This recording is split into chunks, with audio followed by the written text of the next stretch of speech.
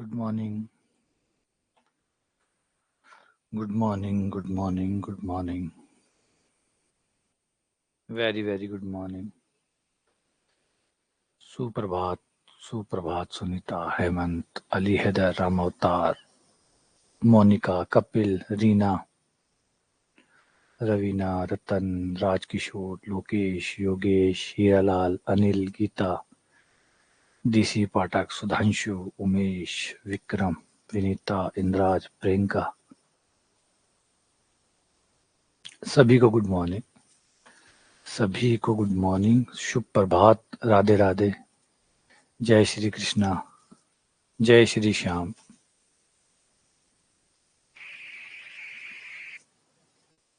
नहीं, 2 class schedule है। 2 class है आज शेड्यूल, और तीसरी की भी संभावना है। जय बजरंगबली, जय बजरंगबली। तो सभी लोग आ गए, करें शुरू? ठीक है, आ जाओ। तो लास्ट टाइम हमने, अब आगे के सवाल करते। बहुत सुंदर सवाल है, बहुत मजेदार सवाल है, मजा आएगा करके भी। क्वेश्चन कहते हैं, सुनना ध्यान से, अगर नहीं समझ में आया कोई बात नहीं, मैं करूंगा, उसे देखते रहना और उसे समझिएगा। तो क्वेश्चन कहता है कि एक पत्थर है जो स्वतंत्रता पूर्वक कुएं में गिराया जाता है। एक पत्थर है, उसको कुएं में गिरा दिया, खाली कुआं है या पानी वाला कुआं है। जब पत्थर को गिराया जाता है और उसके 4.25 सेकंड बाद में उन्हें आवाज सुनाई देती है। पत्थर के गिराने के 4.25 सेकंड बाद में उसकी आवाज सुनाई देती है। जो ध्वनि है उसका वेग जो है वो 320 मीटर पर सेकंड है। ध्यान से सुनिएगा क्वेश्चन को। 320 मीटर प्रति सेकंड मानते हुए कुएं की गहराई ज्ञात कीजिए। अब थोड़ा सा इस प्रोसेस को स्लो करके देखिए। सबसे पहले क्या हुआ होगा? पत्थर को गिराया गया होगा, तो जाते टाइम पर पत्थर गया होगा, जाते टाइम तो पत्थर गया होगा, और पत्थर जाके सीधा पानी से टकराया होगा। फिर उसके बाद में जब वो पानी से टकराया होगा नीचे धरातल से, तो ध्वनि पैदा हुई होगी। अगली बार आते समय ध्वनि आई होगी। याद रखें, जाते समय पत्थर, आते समय ध्वनि, दोनों ही अलग चीज है। ध्वनि के ऊपर गुरुत्वाकर्षण काम नहीं करता, क्योंकि ध्वनि कोई कण नहीं है, वो वेव है, और वेव के ऊपर गुरुत्वाकर्षण काम नहीं करता। वेव के ऊपर गुरुत्वाकर्षण काम नहीं करता। रिपीट, वेव, प्रकाश जो वेव फॉर्म में होते हैं, जो तरंग रूप में होते हैं, उनमें ग्रेविटेशन काम नहीं करता, उनमें गुरुत्व त्वरण काम नहीं करता। अगर आप एक टॉर्च ऊपर की तरफ चलाएं, तो ऐसा नहीं है कि जो है गुरुत्वाकर्षण आपके टॉर्च से निकलने वाले प्रकाश को खींच के अपनी तरफ ले आएगा, है ना? तो वो ऐसा नहीं है। तो वेव फॉर्म में जो भी है फिलहाल, वैसे तो अगर हम आगे चले जाएं, क्वांटम पे चले जाएं और रिलेटिविटी पे चले जाएं, तो हम इस बात को गलत साबित कर सकते हैं कि ग्रेविटी जो है वो वेव को प्रभावित नहीं करती। वो वेव को भी प्रभावित करती है, क्योंकि वेव जो होता है वो पार्टिकल्स भी होते हैं, है ना? ड्यूल नेचर होता है, वो मरवा देता है फिर। चलो, एक बात तो हम यही मानते हैं कि हमारी न्यूटन की जो फिजिक्स है उसके साथ चल रहे हैं, और उसमें जो है 2 तरह की चीजें होती है। एक होता है कण और एक तो तरंग। जो कण होते हैं उनके ऊपर ग्रेविटी काम करती है, लेकिन जो तरंग होती है उन पे ग्रेविटी काम नहीं करती है। फिलहाल तक तो ये सिंपल न्यूटन की जो फिजिक्स है उसके साथ चल रहे हैं, और वही उसी के साथ ही हम सवाल निकालते हैं। तो दोबारा से समझते हैं।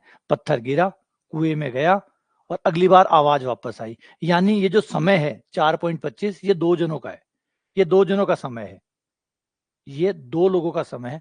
पत्थर ने लिया समय प्लस ध्वनि ने लिया समय, दोनों मिलाकर 4.25 है। तो कुछ ऐसा हुआ है। ये कुआं मान लो, ये कुएं का धरातल या जो पानी का स्तर है वो, जब आपने ऊपर से गिराया, स्वतंत्रता पूर्वक गिराया, ये बात तो कह रहा है कि स्वतंत्रता पूर्वक मतलब एकदम मुक्त रूप से आपने पत्थर को गिराया है। तो ये रहा आपका पत्थर, ये आपने गिराया। जब आप गिराओगे तो ये नीचे की तरफ आएगा ग्रेविटी के कारण। तो जाते समय पत्थर ने समय लिया है, ये पत्थर की गति है, ठीक है, ये पत्थर की गति है। लेकिन जैसे ही जमीन पे टकराया होगा या पानी में टकराया होगा, पत्थर गया। अब पत्थर गया, उसके बाद में अगली यात्रा जो है वो ध्वनि ने की होगी।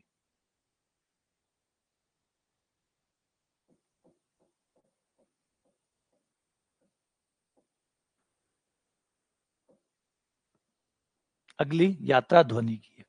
अब ध्वनि आई होगी।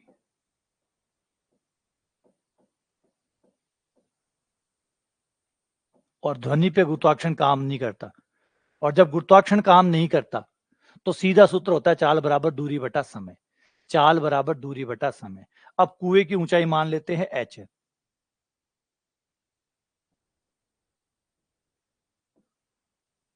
कण को स्वतंत्रता पूर्वक गिराया गया है, यानी यहां पर कण का वेग 0 था। अब दो लोगों ने समय लिया है, पत्थर ने और ध्वनि ने। मान लो पत्थर ने t1 समय लिया है और ध्वनि ने t2 समय लिया है। पत्थर ने t1 समय लिया है, ध्वनि ने t2 समय लिया है। और हमें क्वेश्चन ने कहा गया है कि टोटल मिला के 4.25 सेकेंड लगे हैं। 4.25 लगे हैं, यानी t1 प्लस t2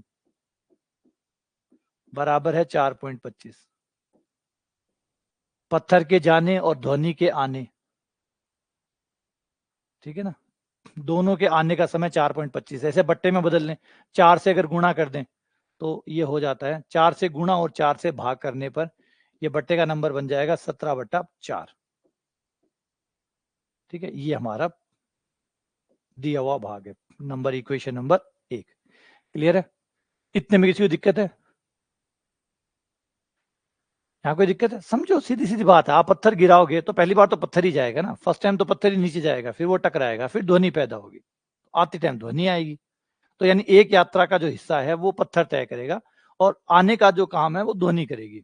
पत्थर वापस उड़ी आएगा, पत्थर नीचे टकराएगा, वापस आएगा कि भैया पहुंच गया हूँ, चिंता मत करना, नीचे पहुंच गया हूँ, सकुशल पहुंच गया हूँ, जैसा आपने चाहा था वैसा ही हुआ है, तो चिंता ना करिएगा।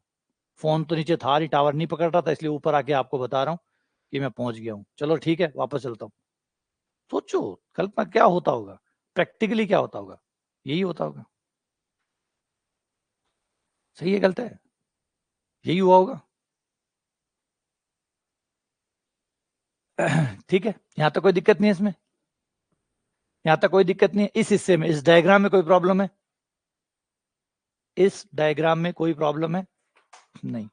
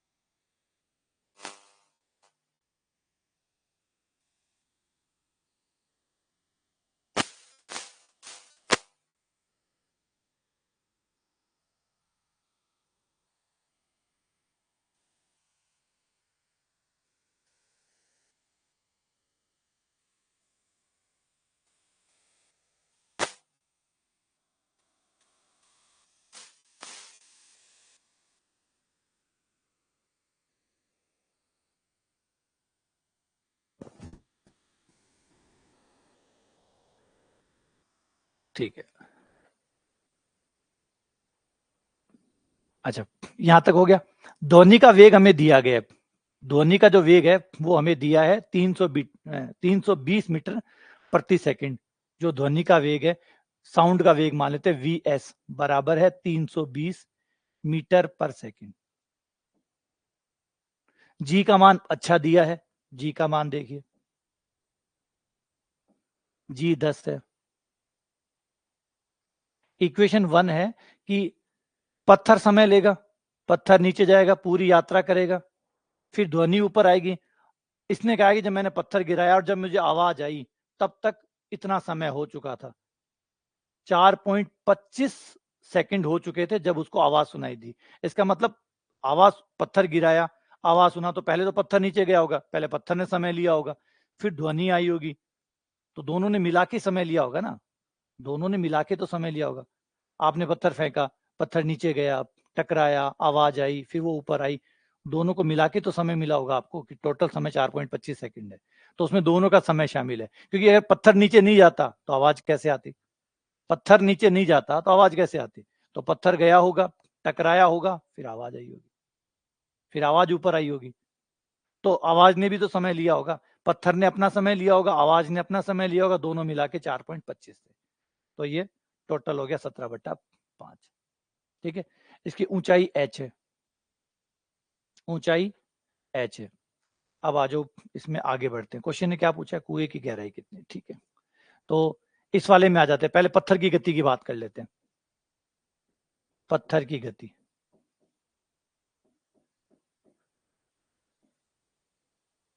पत्थर की गति क्या रही होगी? तो h बराबर ये वाला लगा दें, ut plus 1/2 half GT square लगा दें। h बराबर ut plus half GT square लगा दें। h की जगह h है, जो पत्थर ने तय की है वो h ही है। प्रारंभिक वेग 0 था, लिया गया समय t1 था, तो h बराबर आ गया, h बराबर 1/2 GT1 का स्क्वायर। ये हो गया। ठीक है, क्लियर है, सही है।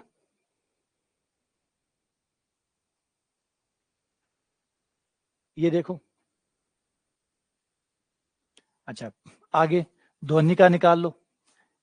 t1 का मान यहां से निकल जाएगा, t1 बराबर हो जाएगा, t1 बराबर 2 को इधर भेज दो, g को इधर भेज दो, ये आ गया इतना समय पत्थर ने लिया, पत्थर के द्वारा लिया गया समय √2h/g, इतना समय पत्थर ने लिया। अभी t1 का मान रख देंगे। अब दूसरी गति लेते हैं, ध्वनि की गति। इधर करवा देते हैं ध्वनि की गति। ध्वनि की गति एकदम सिंपल है, ध्वनि की गति एकदम सिंपल है। चाल बराबर दूरी बटा समय, चाल बराबर दूरी बटा समय, सीधा ये लगाओ। चाल, क्यों? क्योंकि इस पे कोई भी ग्रेविटी काम नहीं करती है। चाल बराबर दूरी बटा समय, ध्वनि उतनी ही चाल से चलती है, उसकी दूरी और उसका समय काउंट कर लो, वो सीधी चाल आ जाएगी। तो चाल हमें दी गई है 320, चाल हमें दी गई है 320, दूरी इसने जो तय की है वो h है, लिया गया समय जो है वो t2 है, t2 का मान यहाँ पे निकल जाएगा, t2 बराबर h/320, h/320, ये t2 का मान आ गया। t1 t2 दोनों आ गए, दोनों यहाँ रख दो। t1 t2 दोनों का मान आ चुका, ये t1 का मान, दोनों के मान यहाँ ले आओ। t1 का मान है √2h/g, t2 का मान है h/320, और ये हो गया आपका 17/4। अब बताओ, इतने हिस्से में कोई परेशानी है? इतने में कोई प्रॉब्लम है आपको? इस हिस्से में कोई परेशानी? सही है, सब ठीक है। जी का मान रख दो। जी का मान कितना बताया गया है? जी का मान दिया हुआ है 10, जी का मान 10 रख दो और सोल्व कर लो, बस हो गया काम। जी का मान 10 रखोगे तो कट जाएगा, √h/5 आ जाएगा। अब h का मान निकालना है, समीकरण को सोल्व करना है, इस कुएं की गहराई या ऊंचाई वो आ जाएगी। थोड़े से नंबर बड़े हैं, काटने में दिक्कत आएगी, बस इतनी ही एक रामायण है। नंबर थोड़े से बड़े है ना, हल करने में थोड़ी सी परेशानी आएगी, और बाकी सब ठीक है। तो इसको इधर ले आओ, √h/5 इधर रहने दो, ये आ गया 17/4 माइनस h/320। यार नंबर बड़े बड़े दे रहे हैं।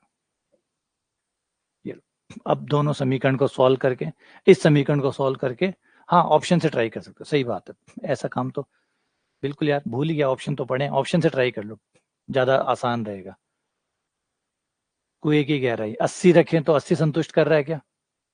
80 रखने पर 8 चौक 32, 80, हाँ 80 शायद कर जाएगा काम। सही कहा यार, बिल्कुल ठीक है, ऐसे में ऑप्शन ही काम देते हैं। अगर 80 रख के देखें तो काम कर रहा है। 80 रखते हैं, 80/5 16 हो गया, 16 का 4 हो गया, LHS 4 आ गया, और यहाँ पे 1/4, 17 - 16, 16/4, 4, ठीक है, 80 काम कर गया। हाँ ठीक है, बचा लिया यार, इतने बड़े गुणा भाग करने में दिक्कत हो जाती। हाँ बढ़िया ना, हमने सोचा ही नहीं यार, ऑप्शन का सवाल है, हम तो वैसे ही लग गए जैसे पूरा करते हैं। हम क्यों करेंगे, ऑप्शन है ना हमारे पास, सीधा ऑप्शन रख लो, पता चल जाएगा। चलो ठीक है, क्लियर हो गया ये, समझ में आ गया ये, गतियां समझ में आ गई, कैसे कैसे दो गतियां हुई है। देखो एक सोच के देखो कि अगर आप कुएं में पत्थर घेरते हैं, एक खुद से कल्पना करके देखो, अगर आप कुएं में पत्थर घेरते हैं तो उसकी आवाज जो आपको सुनाई देती है, वो जितने समय में सुनाई देती है, वो समय खाली आवाज का थोड़ी है, वो पत्थर के जाने का भी तो है। पत्थर गए बिना आवाज कैसे आ गई होगी? तो पहले पत्थर गया होगा, पत्थर ने अपना समय लिया होगा, फिर ध्वनि ने अपना समय लिया होगा, तो दोनों समय मिला के आपको वो आवाज सुनी होगी। दोनों के टोटल टाइम के बराबर आपने समय लिया होगा उस आवाज तक आने में। तो इसमें दो गतियां शामिल है, एक तो पत्थर की जो नीचे आया है, एक ध्वनि की जो ऊपर आए, और दोनों का समय मिलाकर टोटल समय आपको 4.25 मिला है। ठीक है ना, चलो आगे बढ़ते हैं अगले सवाल पे। क्वेश्चन नंबर 34, बढ़िया सवाल है, शानदार सवाल है। क्वेश्चन कह रहा है ऊर्ध्वाधर मीनार की चोटी से एक पत्थर स्वतंत्रतापूर्वक गिराया जाता है। एक मीनार है, उससे एक पत्थर को गिरा दिया, छोड़ दिया गया। तो जब पत्थर को गिराया तो पत्थर ए मीटर तक गिरता है, ऊंचाई से ए मीटर तक पत्थर गिरता है। जब वो ए पे पहुंच जाता है, इतने में एक पत्थर बी मीटर ऊंचाई से गिराया जाता है, एक अन्य पत्थर बी मीटर ऊंचाई से गिराया जाता है। ये दोनों ही पत्थर धरती पर एक साथ पहुंचते हैं, तो मीनार की ऊंचाई बताइए। दोनों ही पत्थर एक साथ धरती पर पहुंचते हैं, तो मीनार की ऊंचाई बताइए। रिपीट कर रहा हूं, परिस्थिति क्या है पहले वो देख लो।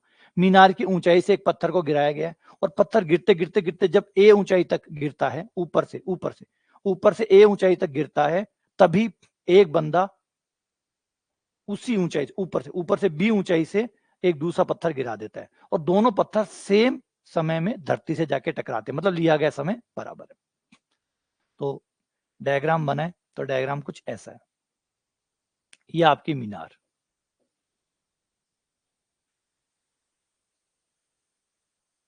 और ये आपका धरातल।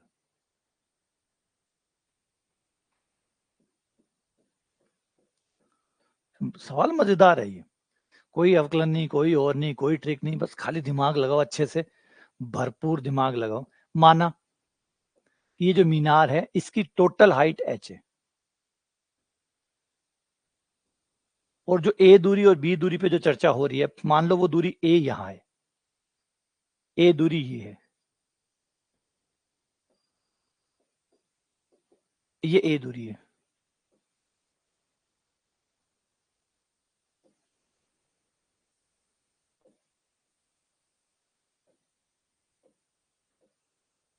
ये a दूरी है।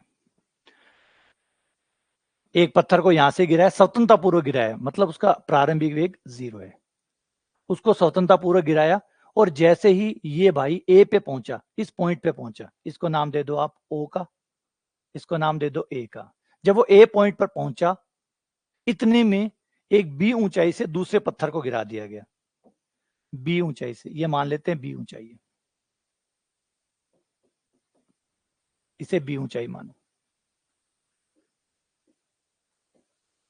ये बी ऊंचाई से एक पत्थर यहां से छोड़ दिया गया, ठीक है। ये दो स्थितियां, कहानी को समझना दोबारा से। पहले एक पत्थर को तो ऊपर से फेंका गया, जैसे ही वो ए ऊंचाई पर ऊपर से ए दूरी तय कर लेता है, ए दूरी तय करते ही यहां पे एक बंदा तैयार था, जैसे ही ऊपर वाला पत्थर ए दूरी तय कर लेता है, वो हाथों हाथ बी ऊंचाई, इससे बी दूरी पर एक दूसरा आदमी तैयार बैठा है, और उसने पत्थर को छोड़ दिया। दोनों पत्थर आ रहे हैं और सेम समय में आके टकराते हैं, लिया गया समय सेम है। अच्छा, सेम समय है इसका मतलब है, अब गौर करो, जो नीले वाला पत्थर है जो ए पे पहुंच गया था, उसने कितनी दूरी तय की? ए दूरी तो पहले तय की, और h - a दूरी बाद में तय की। h माइनस ए बाद में तय की। ठीक है, और जो बी से गिराया गया था, बी तो वो ऑलरेडी बी पे तो था ही, उसके बाद गिराया गया तो उसने कितनी तय की, तो h माइनस बी तय की। और दोनों सेम समय में पहुंचे हैं, इसका मतलब है कि दोनों के द्वारा लिया गया समय बराबर है, दोनों के द्वारा लिया गया समय बराबर है, दोनों एक साथ पहुंचते हैं, एक साथ पहुंचते हैं। इसका मतलब है कि जो पहले वाला बिंदु, पहले वाला पत्थर था, उसने उतने ही समय में h माइनस ए दूरी तय की है, क्योंकि याद करिए दोनों, जब वो ए पे पहुंच गया था, जब वो ए पे पहुंच गया था, उसके बाद हमने ये ग्रीन वाला पत्थर जो है वो गिराया, यानी वो ए पे था उस समय, वो कण उस समय ए पे था और वो दूसरा कण उस समय बी पे था, है ना। और फिर भी दोनों एक साथ पहुंचे, मतलब सेम समय में दोनों धरती पे पहुंचे। इसका मतलब ए वाले कण ने उतने ही समय में h माइनस ए दूरी तय की है, इसने h माइनस ए दूरी तय की है, और इसने h माइनस बी दूरी तय की है। ठीक है, इसने h माइनस ए दूरी, इसने h माइनस बी दूरी तय की है, यानी पहले पत्थर द्वारा, पहले पत्थर द्वारा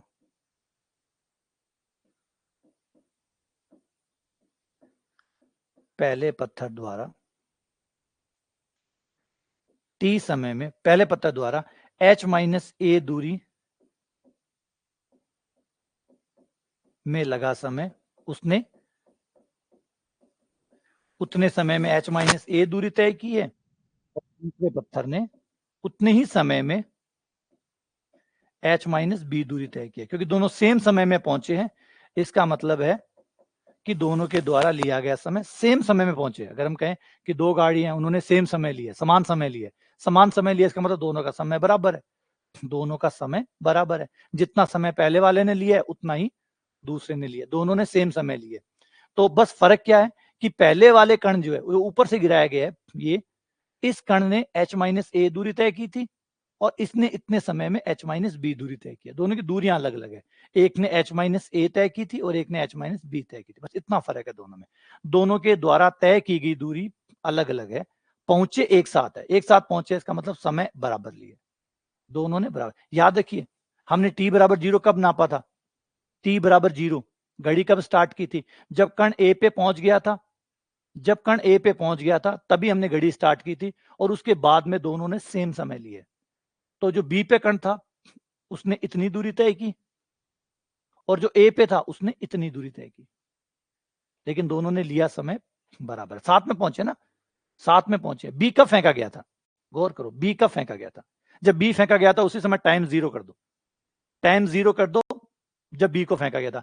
बी को जब फेंका गया था उस समय टी 0 था, जब बी को फेंका गया तो हमने टाइम ऑन कर दिया, ठीक है, और जब धरती पे पहुंचा तो टाइम टी हो चुका था, जब धरती पे पहुंचा तो टाइम टी हो चुका था। तो इसका मतलब ये हुआ कि बी ने h माइनस बी दूरी तय की है इस टी समय में। अच्छा, जब बी को फेंका जा रहा था उस समय ए यहीं तो था, जब बी को फेंका जा रहा था उस समय ए कहां था, यहां था, तो इसके लिए टी 0 ये हुआ, इसका समय यहां से शुरू हुआ, यहां से शुरू हुआ, तो ये इसने कितनी दूरी तय की, इसने h माइनस बी दूरी तय की। अरे भाई एक बात सोचो, मेरी घड़ी पहन रखी है, इसका मतलब मेरा समय अकेले का थोड़ी चल रहा है, औरों का भी तो चल रहा होगा। 8:37 हो रहे हैं मेरी घड़ी में, तो 8:37 मेरे लिए भी हो रहे हैं, बाकी लोगों के लिए भी हो रहे हैं। ऐसा नहीं कि मैंने घड़ी पहन रखी है तो सिर्फ टाइम मेरा ही चलता है, समझ रहे हो, मैंने घड़ी पहन रखी है तो समय सिर्फ मेरा चलता है, बाकी सबका रुका हुआ है, वो सबका चल रहा है, वो सबका चल रहा है। अगर t बराबर 0 पे आपने कण को फेंका है, तो t बराबर 0 पे ये दूसरे वाला कण b पे था, तो कोई और कण कहीं तो रहा होगा उस समय, समझ रहे हो बात को। 8:37 में मैं क्लास में हूं, तो कोई और कहीं तो होगा उस समय पे, और भी तो लोग होंगे, ऐसे तो नहीं कि सबका समय रुका पड़ा है। 8:37, 9:10, जिस पे भी टाइम पे बात करो, मैं अगर यहाँ हूं तो कोई और कहीं और होगा, होगा तो सही। जब t 0 था, जब आपने समय स्टार्ट किया होगा, उस समय दूसरा कण बी पे था और पहला कण ए पे था, क्लियर। फिर दोनों का समय, दोनों धरती पे एक साथ पहुंचे तो दोनों का समय बराबर आया, टी बराबर ले लिया, बराबर समय में दोनों नीचे पहुंच गए, बस दूरियां अलग अलग है। अच्छा ऐसा क्यों हुआ, ऐसा क्यों हुआ कि दोनों ने समान समय क्यों लिया? क्योंकि देखो, जब इसको ऊपर से गिराया गया था तो इसने थोड़ा सा वेग अर्जित कर लिया था। जब इसको ऊपर से गिराया गया था उस समय इसका वेग 0 था, लेकिन ए तक आने तक इसने थोड़ा सा वेग इकट्ठा कर लिया। तो अब दोनों बराबर नहीं है, क्योंकि ए पे जब कण था तो इसके पास थोड़ा सा वेग आ गया है, थोड़ा सा वेग आ गया है, और इसके पास कोई वेग नहीं है क्योंकि इसको बस अब गिराया ही जा रहा है। अब ये वेग शुरू करेगा, इसने थोड़ा सा वेग अर्जित कर लिया था, ये प्लस पॉइंट इसको मिल गया, इस वजह से इसने थोड़ी दूरी भी एक्स्ट्रा तय कर ली। इस प्रारंभिक वेग की वजह से इसने एक्स्ट्रा दूरी तय कर ली। वरना अगर हमने दोनों कणों को साथ गिराया होता, एकदम साथ, और समान ऊंचाई से गिराया होता तो समान समय लगता। लेकिन हुआ क्या फायदा? फायदा ये हुआ कि इसने जो इतनी दूरी तय की है, इस दूरी की वजह से इसको एक्स्ट्रा वेग मिल गया। इसको एक्स्ट्रा वेग मिल गया। कितना मिला वो निकाल लेते हैं। एक्स्ट्रा वेग कितना मिला?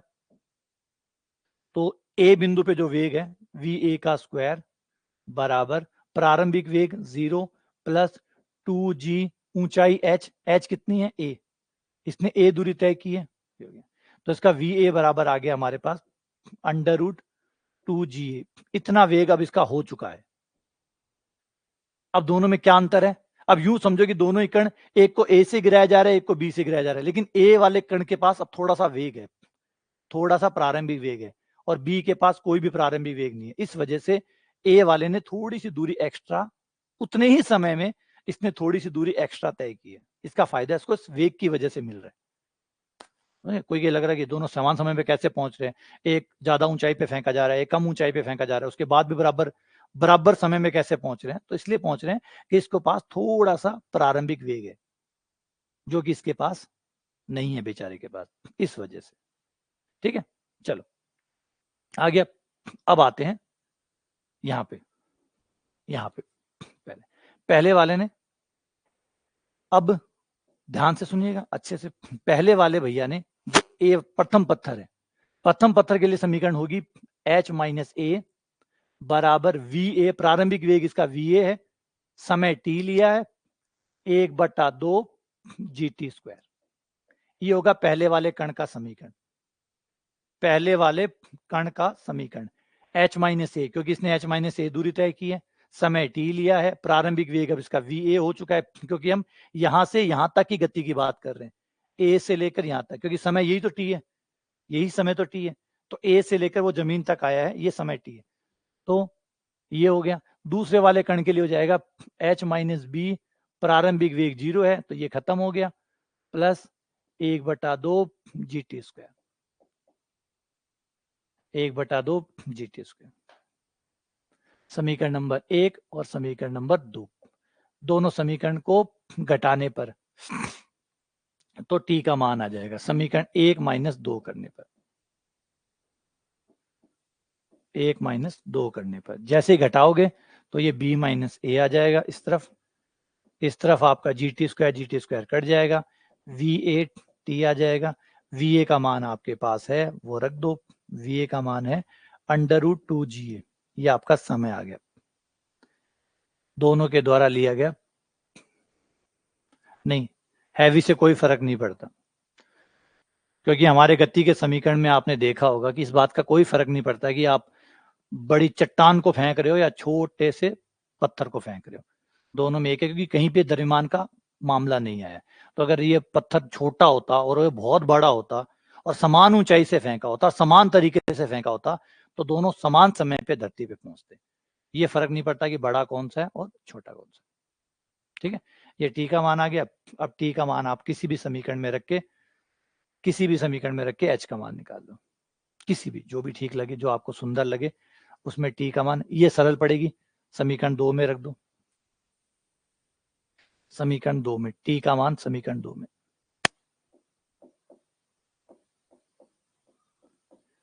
टी का मान, समीकरण 2।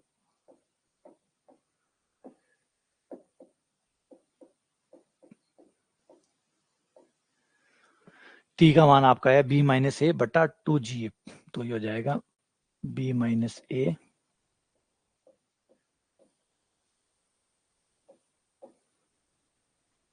ये g से g कट जाएगा और ये 4a आ जाएगा नीचे, फिर b इधर आ जाएगा, लघुत्तम ले लेना, क्या होगा फिर लघुत्तम ले लो, देखो कौन सा आया। जगह है क्या मेरे पास, यहाँ ले लेता हूँ।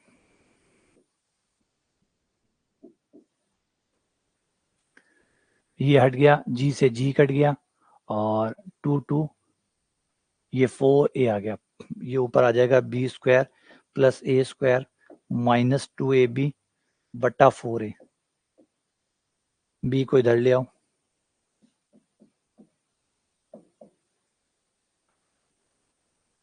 और ये बी होके 4ab प्लस का हो जाएगा ना, ए प्लस बी का स्क्वायर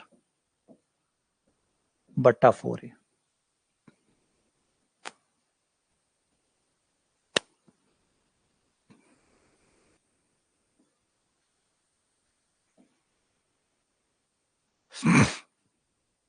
तो बढ़िया, एकदम एक एक चीज पे काम करो आराम से तसल्ली से। कितना परफेक्ट तरीके से ये सवाल होते हैं मैकेनिक्स वाले, कितने सुंदर तरीके से इन लोगों ने एक छोटा छोटा ताना बनाया हुआ होता है ना। समय लेते हैं, समय तो लेते हैं, समय लेते हैं गणित तो, ये चीज अच्छी चीजें तो समय लेती है, हर कोई जानता है। अब आप कोई हर कोई चीज तो निकाल नहीं रहे, आप अच्छी चीज निकाल रहे हैं, अच्छी चीज बना रहे हैं, तो वो समय तो लेगी ना, बारीकियां तो होंगी होंगी कि भाई कण गिराया जा रहा है, ये लग रहा है, आराम से अच्छे से चित्र बनाओ, अच्छे से समझो क्या कहना चाहता है, सारी चीजें तय करो। और कितना बढ़िया आराम से देखो, परफेक्ट एग्जाम्पल है चीजों का। ठीक है, चलो आगे बढ़ते हैं। इन्हीं को दोबारा निकालिएगा, 2-3 बार निकालिएगा, एक बार में बैठेंगे नहीं, ये एक बार में नहीं बैठेंगे।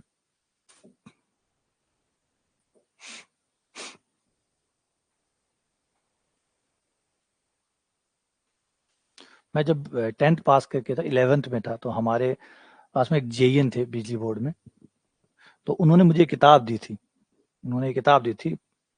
उस समय 11th में आया था और मैं थोड़ा इसमें ठीक था, तो उन्होंने मुझे कंपटीशन की तैयारी करने के लिए अपनी एक किताब दी थी, जैन की ही थी वो भी, राइटर की। तो उसको जब मैंने पहली बार, क्योंकि 11th का स्टूडेंट था मैं, और 11th में ये जो मैकेनिक्स है ये 11th में ही आती है फिजिक्स के अंदर, तो उन्होंने वो किताब दी थी और वो कंपटीशन की थी, तो बहुत शानदार थी वो। तो शुरुआत में जब मैं पढ़ता था तो मेरे को कुछ भी नहीं समझ में आता था कि ये जब कि कण ऐसे गिर रहा है, ये हो रहा है, कैसे पता चला गति का समीकरण कौन सा लगेगा, कैसे लगा रहे हैं, क्या कर रहे हैं। तो शुरुआत में बहुत दुखदाई था, बहुत पेनफुल था ये उसको पढ़ना। लेकिन धीरे धीरे फिर आने लगा मजा कि यार अगर नियमों के साथ बंधे रहो और नियमों का सही से इस्तेमाल करना सीख जाओ, तो ये सवाल कुछ और नहीं है। ऐसा नहीं है कि कोई जादू हो रहा है या कोई चमत्कार हो रहा है या कुछ भी अटपटा हो रहा है, अटपटा नहीं हो रहा। एक्चुअली इसके एक रूल है, इसके गेम रूल है। अगर आप उसको परफेक्टली समझते हैं, उसको यूज करना जानते हैं, थोड़ा समय लगेगा, धीरे धीरे जैसे जैसे आप रूल्स को समझ जाएंगे प्लस उन्हें यूज करना सीख जाएंगे, तो ये चीजें होने लग जाएगी। और फिर मैंने वो मैकेनिक्स की चीजों को धीरे धीरे धीरे धीरे धीरे उस किताब से पढ़ना शुरू किया, और फिर बहुत अच्छी लगी मुझे कि हाँ मजेदार है। फिर बीच में, अब तो आजकल मैकेनिक्स इतनी आती ही नहीं है, अब तो कुछ कंपटीशन में बची है, कुछ में तो बची ही नहीं है, गायब भी हो गई है, तो अब इतना बचा नहीं है, वरना तो अलग ही मजा है इसका भी।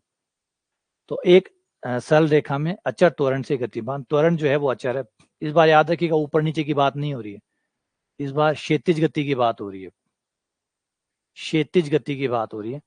एक कण एक सरल रेखा में, क्योंकि ऊर्ध्वाधर नहीं जा रहा है कण, अब ना तो मीनार से गिराया जा रहा है ना ऊपर फेंका जा रहा है, क्षैतिज गति कर रहे हैं। तो अचर त्वरण मान लीजिए वो एफ जो है वो उसका अचर त्वरण है, से गतिमान है। यदि वह तीसरे तीसरे और चौथे सेकंड में क्रमशः 10 मीटर और 12 मीटर दूरी तय करता है, तो इसका प्रारंभिक वेग u कितना होगा, इसका प्रारंभिक वेग u कितना होगा।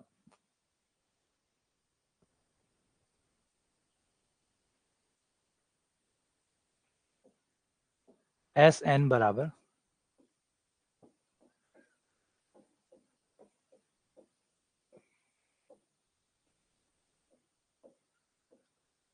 2n-1, u plus 1/2 f 2n-1। अब इसने कहा है चौथा सेकंड, चौथे सेकंड का हिसाब है तीसरे का, तीसरे में 10 है और चौथे में 12 है, तो तीसरे में 10 है, n बराबर 3, उसमें दिया गया 3 सेकंड में 10 मीटर है। तो n का मान 3 रखो, इसको 10 रख दो, ये हो गया 3 दूनी 6, 6 माइनस 1 5, 5/2f। इक्वेशन 1। अगली इक्वेशन बन जाएगी कि दिया गया चौथा सेकंड, n बराबर 4 है, 4 रखने पर चौथे सेकंड, 4वें सेकंड या चौथे सेकंड में 12 मीटर चलता है।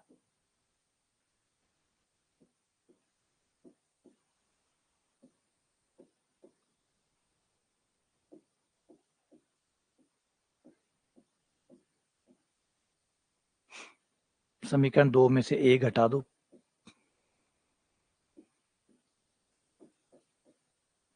12 में से 10 गया 2, u में से u कट गया, 7/2, 2/2, ये f आ गया।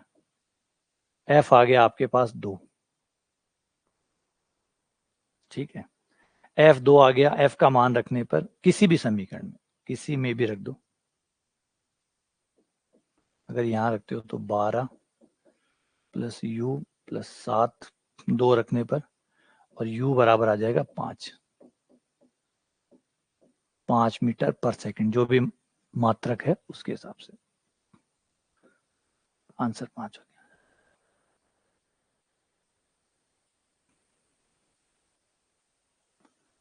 इक्वल क्यों करेंगे इनको? कहा थोड़ी गया है कि दोनों समान दूरी तय करते हैं। दोनों ने कहा भाई तीसरे सेकंड में 10 चलता है, चौथे सेकंड में 12 चलता है, तो एक 10 चल रहा है, एक 12 चल रहा है, बराबर कहाँ हुआ? समय भी अलग अलग है, एक तीसरे सेकंड की बात हो रही है, एक चौथे सेकंड की बात हो रही है, तो 2 समीकरण बनेंगे, एक तीसरे सेकंड का बनेगा, एक चौथे का बनेगा, दोनों सॉल्व होंगे, मान निकलेगा। है ना? बराबर तब करते हैं जब बराबर दिया होता है। बराबर तब करते हैं जब कोई चीज बराबर दी हो, जबरदस्ती बराबर थोड़ी करेंगे। एक कण विराम अवस्था से अचर त्वरण से चलता है, यदि गति के अंतिम सेकंड में वह कुल दूरी का 7/16 भाग चलता है, तो गति का समय क्या है? याद देखिए, चलता है, धरती पे चलता है, ग्रेविटी नहीं है यहाँ पे, यहाँ पे ग्रेविटी नहीं है, ग्रेविटी नहीं है यहाँ पे, है ना? ग्रेविटी को तो बता देगा वो कि ऊर्ध्वाधर गति कर रहा है या मीनार से गिराया जा रहा है, तो अपने आप ही पता चल गया कि ऊर्ध्वाधर गति है। मीनार से गिरा रहा है, छत से गिरा रहा है, ऊपर फेंक रहा है, तो ऊर्ध्वाधर है, वरना क्षैतिज है। ठीक है,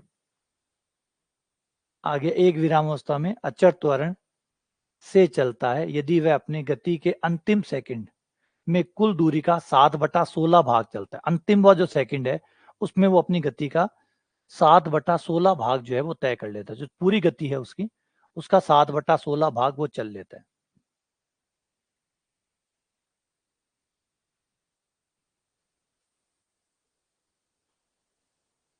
हाँ, तो सोल्व करने में फिर आप जो भी तरीका अपनाना चाहें वो अपना सकते हैं। समीकरण है, नॉर्मली आप जैसे 10वीं क्लास में सोल्व करते हैं, एक पद को हटा दिया, दूसरे को निकाल लिया, प्रतिस्थापन विधि है, विलोपन विधि है ना, वज्र गुणन विधि है, वो लगा दो, जो भी आपको ठीक लगे, जिससे मान निकलता हो। ये विधियां आपने पढ़ी हुई है कि दो समीकरणों को कैसे सोल्व करते हैं। अभी समय की कहाँ दिक्कत आ रही है? अभी तो आपको समझ में ही नहीं आ रहा सवाल, कई देर तक तो अभी सवाल ही समझ में नहीं आ रहा, स्पीड कहाँ से आएगी? अभी स्पीड की बात कहाँ कर रहे हो? अभी तो आपको सवाल पढ़ना आ जाए, यही बड़ी बात है। अभी तो आप लोगों को सवाल पढ़ना आ रहा है, उसका चित्र बनाना आ रहा है, उसको आंसर निकल रहा है, चाहे वो आधे घंटे में निकल रहा है, तो अभी तो है कि आपसे हो रहा है। पहली बात तो आपसे हो रहा है, अभी तो इस बात की चिंता करिए। अभी कहाँ परीक्षा पे पहुंच गए, है ना? मतलब आप आज गाड़ी चलाना सीख रहे हैं और आप तय कर रहे हैं कि यार ओलंपिक का रिकॉर्ड क्या है। मतलब आप अपने जिससे ट्रेनर है, जिससे आप गाड़ी चलाना सीख रहे हैं, उससे पूछ रहे हैं कि पहले दिन गाड़ी में बैठे हो और पूछ रहे हो कि वर्ल्ड रिकॉर्ड क्या है, गाड़ी का, कार का वर्ल्ड रिकॉर्ड क्या है, और मैं कितना ले रहा हूँ। गाड़ी चलानी सीखो यार, सुरक्षित चला लो, फिलहाल तो चलानी सीखो। दूसरा, किसी को उड़ाओ मत, सुरक्षित आप अपने गाड़ी को लेके जाओ और वापस ले आओ। पहले ये तय करो, यात्रा बहुत दूर है, ओलंपिक दूर पड़ा है अभी। अभी तो सवाल समझ में नहीं आ रहे। अभी तो ये समझ में आने में मुश्किल हो जाएगी कि क्षैतिज गति है कि ऊर्ध्वाधर गति है।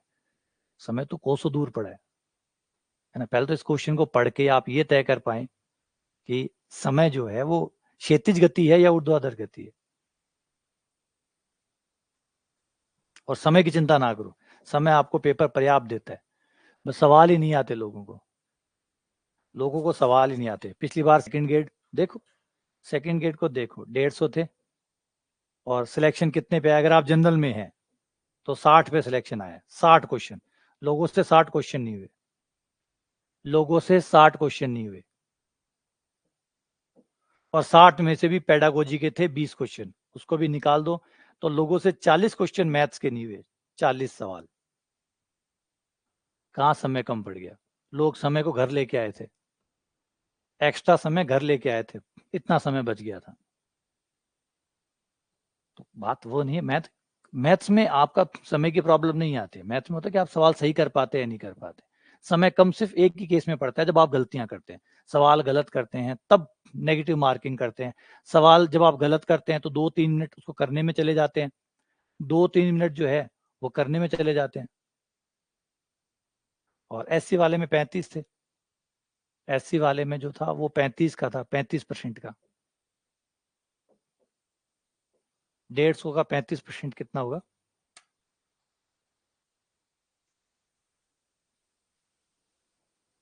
52, 52.5 सवाल थे, 52.5 SC ST वालों के लिए। और इसमें से आप 20 टीचिंग मेथड को माइनस कर दो तो 32.5 सवाल करने थे उनको, वो नहीं हुए।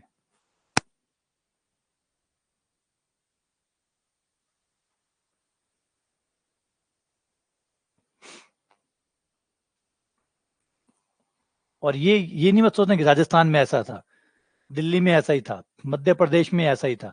कहीं आप लोग ये ब्लेम कर रहे हो कि सिर्फ राजस्थान में ही पेपर ऐसा बना दिया और ये कर दिया। दिल्ली में भी पिछली बार ऐसा ही था, लास्ट भर्ती दिल्ली की भी ऐसी थी, और लास्ट भर्ती दिल्ली की भी ऐसी थी। सेकंड जो भी लास्ट भर्ती गई है वो दिल्ली में भी ऐसी थी, और लास्ट 2023 के अंदर मध्य प्रदेश में गई है भर्ती, उसमें भी ऐसी थी। मध्य प्रदेश में तो ये हालत थी, सीटें ज्यादा थी और क्वालिफाई लोग कम थे जो प्री एग्जाम पास किया था वो। तो क्वेश्चन को देखो और समझो कि क्या करना है। देखो ऐसा क्वेश्चन किया हुआ है आपने, एक क्वेश्चन ऐसा ही हमने किया हुआ है, हाँ ऊर्ध्वाधर में किया हुआ है तो क्या फर्क पड़ता है, बात तो वैसी की वैसी है। ऐसा ही क्वेश्चन हमने किया हुआ है, ये देखो ये याद आया?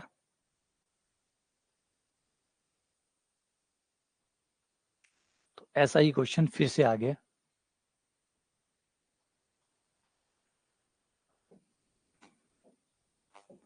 तो क्या कह रहे हैं, एक कण विराम अवस्था से, यानी गति 0 से स्टार्ट करता है, ठीक है।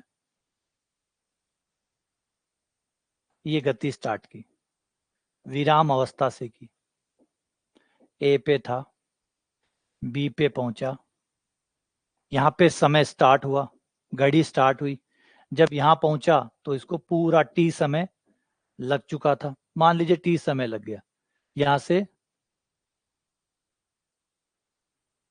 टी समय लग गया। अब क्वेश्चन कह रहा है अगर पूरी दूरी एस है, पूरी दूरी एस है,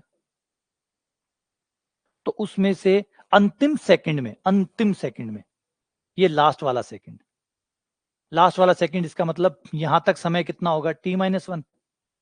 यहां तक समय क्या होगा, T-1, है ना। अब मैं T बराबर T-1 रखूंगा तो कोई T काट के 0 बराबर -1 कर देगा, तो यहां रखिए समय T-1 है, क्योंकि अगला 1 सेकंड ये हो जाएगा ना फिर अपने आप ही। इस 1 सेकंड में इसने दूरी का 7/16 भाग, यानी 7s/16, क्योंकि टोटल दूरी s है तो 7/16 भाग हो जाएगा 7s/16। इतना भाग उसने लास्ट सेकंड में तय किया है। तो फिर बचे हुए सेकंड में क्या किया होगा, इतना तय किया होगा, तो s में से इतना घटा दो तो ये हो गया 9s/16, 9s/16। ये लो, अब आपके पास गति के दो समीकरण आराम से बन जाएंगे। एक तो पूरी s दूरी में t समय लगा, एक 9s/16 में T-1 लगा, तो बस प्रारंभिक दोनों ही केस में 0 है ना। तो एक बार गति करते हैं, सी तक ले लेते हैं, एक बार ए से बी तक, ए से बी तक पूरी दूरी, ए से बी तक के लिए दूरी s हो गया, प्रारंभिक वेग 0 है, 1/2 त्वरण f मान लिया, समय t था, तो S बराबर आ गया 1/2 FT²। ये फर्स्ट। नंबर 2, अब चलते हैं A से C तक।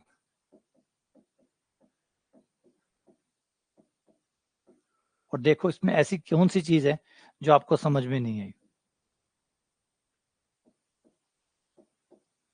प्रारंभिक वेग 0, समय हो जाएगा t-1, नो S बटा 16,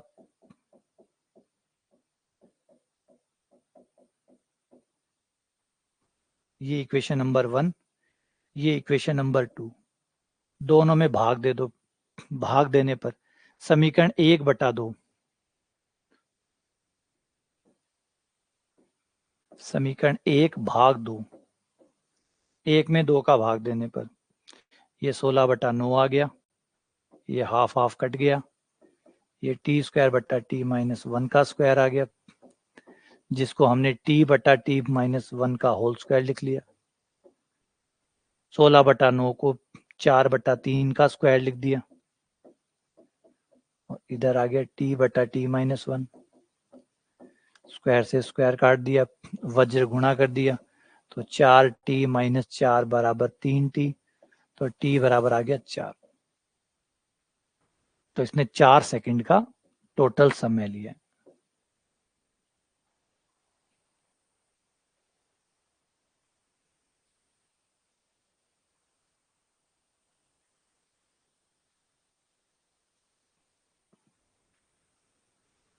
रिजल्ट पे एक्चुअली ज्यादा इम्पैक्ट पड़ेगा नहीं, रिजल्ट पे ज्यादा पड़ेगा नहीं,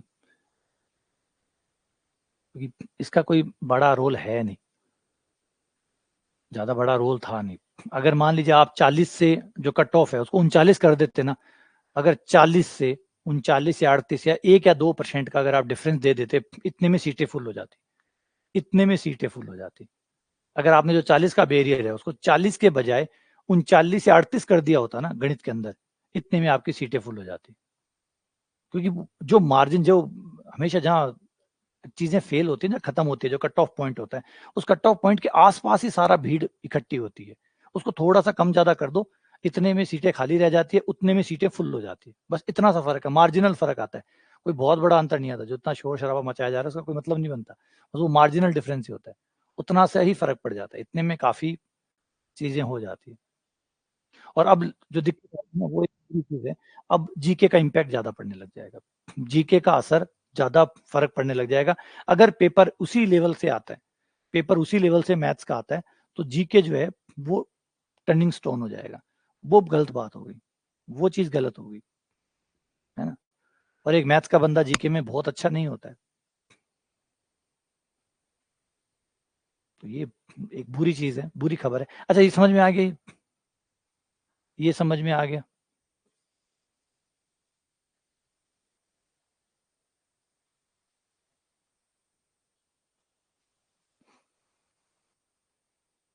आगे चले।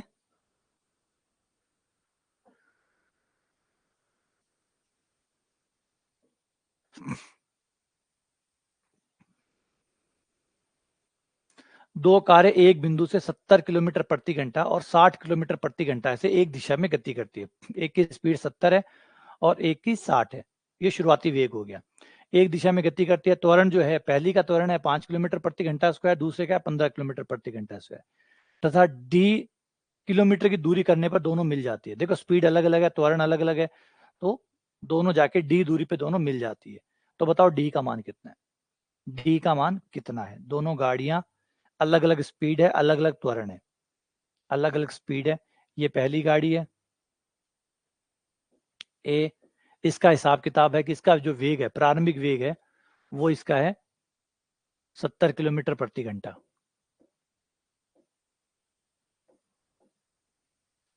और इसका जो त्वरण है एफ, वो है 5 किलोमीटर प्रति घंटा स्क्वायर।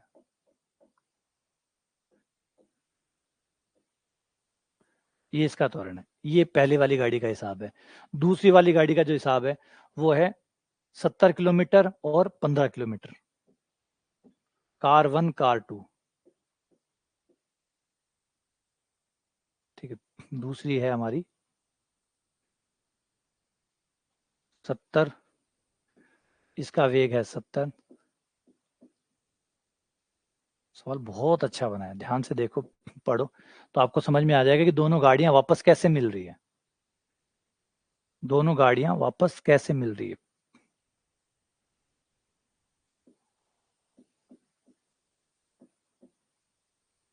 जबकि एक ही जगह से शुरू कर रही है, और एक जगह से शुरू करने के बाद भी दोनों गाड़ियां वापस कैसे मिल रही है।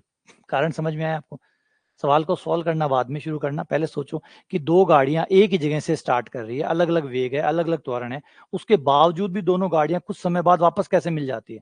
वापस सेम जगह से शुरू हो रही है और बाद में थोड़ी देर बाद में वापस दोनों गाड़ियां मिल जाती है। ऐसा क्यों हुआ है? फर्क देखो, ऊपर देखो, पहली गाड़ी की स्पीड 70 है, पहली गाड़ी की स्पीड 70 है, तो पहली गाड़ी 70 से स्टार्ट करेगी, इसका मतलब दूसरी गाड़ी 60 से स्टार्ट करेगी। पहली गाड़ी 70 से स्टार्ट करेगी, दूसरी 60 से, तो ऑब्वियसली बात है पहली वाली गाड़ी आगे निकल जाएगी और दूसरी वाली गाड़ी पीछे रह जाएगी। शुरुआत में जब शुरू होगा, स्पीड अलग अलग है, तो ये आगे चली जाएगी, ये पीछे रह जाएगी। लेकिन फिर आता है, फिर त्वरण शुरू करेगा काम, फिर त्वरण बिगाड़ देगा। इसका त्वरण है 5, ये 5 की स्पीड से बढ़ेगा, लेकिन ये बढ़ेगा 15 की स्पीड से, तो अगली बार थोड़ी देर बाद में बी जो है आगे चला जाएगा। तो जाएगा तो पार तो बराबर तो आएगा ही एक बार। अगर कोई गाड़ी किसी को पार करती है तो एक बार तो बराबर आएगी बीच में, तभी तो पार कर पाएगी। अगर कोई गाड़ी पीछे है, कोई गाड़ी आगे है, पीछे वाली गाड़ी आगे वाली गाड़ी को पार करती है, तो एक बार तो बराबर होगी ना। ऐसे थोड़ी है कि बिना बराबर हुए चली जाएगी। पहले तो वो गैप को कम करेगी, फिर दोनों बराबर दूरी पे आएंगी, फिर पार करेगी। तो इस वजह से हुआ। तो खेल पहले पहले इससे बेनिफिट मिल गया था। ए को शुरुआती जो पहली कार थी उसको बेनिफिट मिल गया क्योंकि प्रारंभिक वेग ज्यादा था, तो उसको वो पुशअप मिल गया, तो इसलिए वो आगे चली गई। लेकिन फिर बात आई, फिर खेल शुरू होता है एक्सेलरेशन का, फिर त्वरण का खेल शुरू होता है। पहली वाली का त्वरण कम था, तो फिर दूसरी वाली जीत गई। तो इसका मतलब है त्वरण विनर होता है।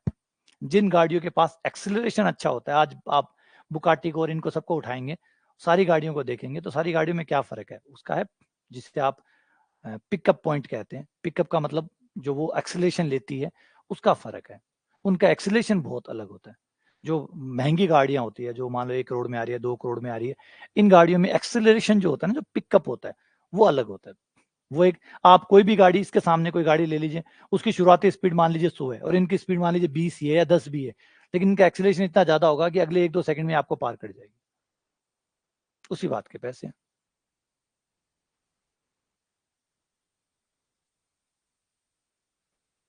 तो ये लो, ये अगला पॉइंट, डी दूरी, दोनों बी पे पहुंच गए और दोनों बराबर हो गए। तो ये डी दूरी दोनों से निकालते हैं, दोनों से डी दूरी निकालते हैं।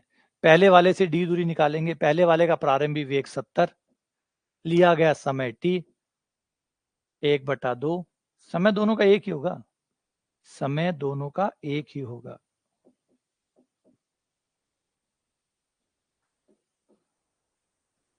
क्योंकि दोनों ने समान समय पे गाड़ी शुरू की थी और दोनों ने डी दूरी पे दोनों मिले हैं, तो दोनों का टाइम जो होगा वो बराबर रहेगा। 30 समय बाद दोनों मिल गए। अब यहां से आप दोनों समीकरण को घटा लो, और घटा के ये आ गया 0, ये आ गया 10t, और ये घटाओगे तो ये हो जाएगा 5 में से 15 गए 10 - 5।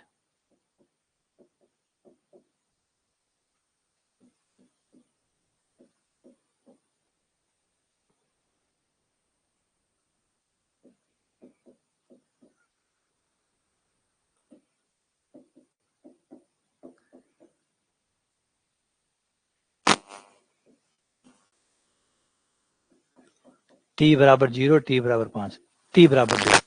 देखो एक चीज देखो, गणित कितनी क्यूट है ना, कितनी क्यूट है ना गणित। आंसर क्या दे रही, t बराबर 0 पे भी दोनों मिलेंगे। बड़ी सुंदर है। t बराबर 0 पे भी दोनों मिलेंगे, तो बिल्कुल है, t बराबर 0 पे दोनों ने गति शुरू की थी, तो वहां पे तो दोनों मिले हुए थे ही। तो सोचो गणित की परफेक्टनेस जो है ना, वो देखो, t बराबर 0 पे भी मिलेंगे, बिल्कुल मिलेंगे। जब गाड़ी शुरू की थी गति, तो t बराबर 0 था ही। तो गणित जवाब दे रही है आपको कि दोनों t बराबर 0 पे भी मिलेंगे, तो t बराबर 0 पे तो मिलेंगे। देखो बात वो नहीं है कि हमें तो पता है, कि हम तो गाड़ी स्टार्ट कर रहे हैं, हमें तो पता है दोनों ही, लेकिन गणित ने जवाब दे दिया। गणित कुछ भी नहीं छुपाती, सारे तथ्य रखते कि t बराबर 0 पे भी दोनों मिलेंगे, और उसके बाद दोबारा और मिलेंगे t बराबर 2 सेकंड बाद, t बराबर 2 पे भी मिलेंगे, है ना। देखो छुपाते नहीं है, तथ्य पूरे रखें। आपको पता है तो अच्छी बात है, नहीं पता है तो जानकारी मिल गई। t का मान 2 रखने पर किसी में भी रख दो, ये हो गया 140, 4 2 10, ये हो गया 150, 150, ये आंसर आ गया। ठीक है, आ जाओ आगे बढ़ते हैं। ये भी कल सवाल हमने किया था, ये भी क्या था, एक बंदूक की गोली है जो एक स्थिर लक्ष्य में 5 सेंटीमीटर घुसकर अपना आधा वेग खो देती है। एक लक्ष्य में जाती है और 5 सेंटीमीटर लक्ष्य में चलने के बाद अपना आधा वेग खो देती है। यदि गति का प्रतिरोध एक समान हो, मतलब गति का प्रतिरोध मतलब त्वरण, क्योंकि यहाँ पे मंदक का काम करेगा तो वो प्रतिरोध हो गया, तो मंदक जो है वो एक समान है, मतलब अचर है, तो वह रुकने से पहले लक्ष्य में कितना और अंदर जाएगी। रुकने से पहले कितना और अंदर जाए, 5 तो जा चुकी है, 5 तो जा चुकी है, और अंदर कितना जाएगी। अजीब ये बात नहीं है। देखो एक चीज गौर किया आपने, ये चीज तो आपको पता थी, ये चीज तो आपको पता थी, इसका मतलब गणित तो अपना काम कर रही है, गणित तो सारे तथ्य आपके सामने रखी है, तो कई बार ऐसे तथ्य भी ला देती है जो आपको पता नहीं होते। याद रखिए, समझिए बात, किसी गहराई को जानिए कि ये तो आपको पता था, लेकिन गणित ने तो फिर भी दिया ना, तो इसका मतलब गणित वो भी देगी जो आपको नहीं पता है, जो नहीं पता है वो भी दिए, जो नहीं पता है वो भी दिया है, तो इसका मतलब गणित सारे सॉल्यूशन देती है उस प्रॉब्लम से जुड़े हुए। कुछ आपको पता होते हैं, कुछ आपको नहीं भी पता होते, तो जब नहीं पता होते तो फिर नई डिस्कवरी हो जाती है कि अच्छा ये तो हमें पता ही नहीं था। इसलिए हम जब गणित कोई आंसर देती है ना तो हम उसको सीरियस लेते हैं। गणित जब भी कोई आंसर देती है हम उसको सीरियस लेते हैं, क्योंकि हमें पता है कि गणित जो बता रही है वो तथ्य है, गणित जो बता रही है तथ्य है, बस हमारे समझने में कोई दिक्कत है। अगर मान लो यहाँ पे टी के तीसरा मान भी आता तो हम गणित को गलत नहीं कहते कि गणित गलत है, हम ये सोचते कि तीसरा मान आ रहा है, इसका कोई तो अर्थ है, कुछ तो बताना चाहती है गणित, कुछ तो हमें बताना चाहती है कि तीसरा मान का क्या मतलब है। तो ऐसी डिस्कवरीज जो होती है ना, फिजिक्स में होती है या मैथ्स में होती है, वो डिस्कवरी ऐसी ही हुई है। जब आप गणित के समीकरण को सॉल्व कर रहे होते हैं तो कुछ अजीब सी चीजें निकल के आती है बाहर, और जिसपे सबका ध्यान जाता है कि ये कैसे आई है, क्योंकि हमें पता है अगर गणित अलर्ट कर रही है या अलार्म दे रही है तो निश्चित तौर पे वो कुछ तो है, वो कुछ काम की चीज जरूर है, उसको पढ़ना और समझना बाकी है, वो कुछ इंडिकेट कर रही है। तो बस उस इंडिकेशन को पकड़ के फिर हम कुछ नई डिस्कवरी कर लेते हैं, और ऐसे ही हमारी डिस्कवरीज होती रहती है। हमारा काम गणित करके देती है, हमें तो बस समझना होता है।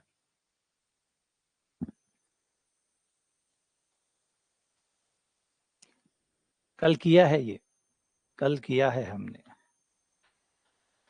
और कल वीडियो नहीं देखा है तो फिर आपको आज नहीं आता होगा। कल हमने गोलियां चलाई थी, ये देखो शानदार गोलियां चलाई थी, ये देखो ये रही, और मैंने गोली भी अच्छी बनाई थी, बुलेट भी शानदार थी मेरी। सेम क्वेश्चन है, कल 6 था, कल 6 था, आज 5 है, कल 6 था, आज 5 है, बस इतना फर्क है, 6 और 5 का जो फर्क है वो है।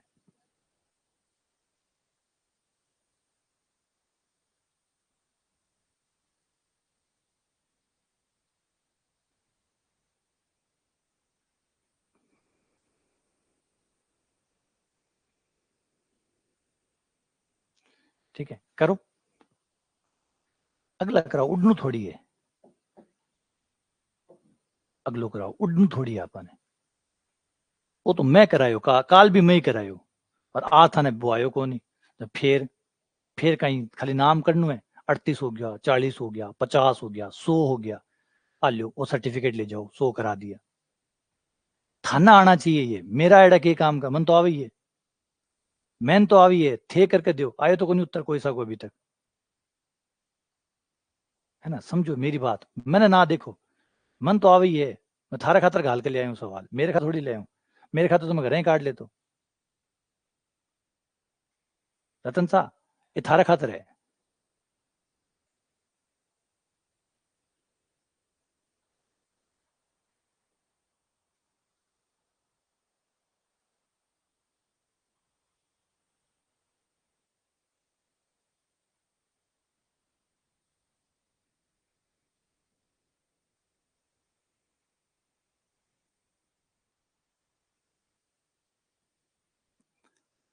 रतन सा थारा उत्तर कब तक आसी,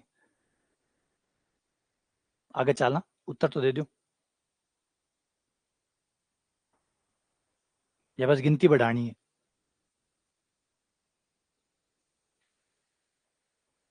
सिर्फ गिनती का नंबर बढ़ जाएगी, ठीक है चलो एक और हो गया। आणु चाहिए, काटो उत्तर। शाबाश अनिल, शाबाश योगेश, कविता, सुनीता।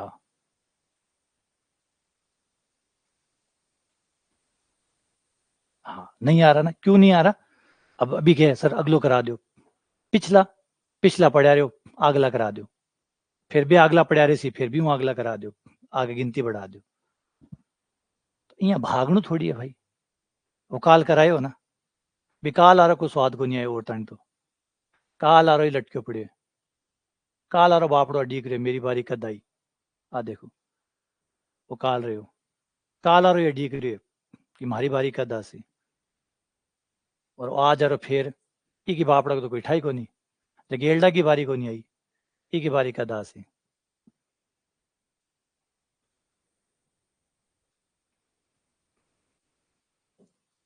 हाँ जल्दबाजी ना करो भाई, देखो जल्दबाजी का काम ना तो मेरे कन है, ना मुंह कराइजे, आराम से पढ़ो, अच्छा सा पढ़ो, चीजें टिकनी चाहिए, आनी चाहिए थाने, फिर के फायदे है पढ़ाने का मतलब की है जब थाने आवे ही नहीं, खाली गिनती बढ़ानी है। कोर्स हो गयो, ले जाओ सर्टिफिकेट पहले दे दूं, और कोर्स होइडो पड़े रिकॉर्डेड सारो पड़े कोर्स तो होइडो ही है।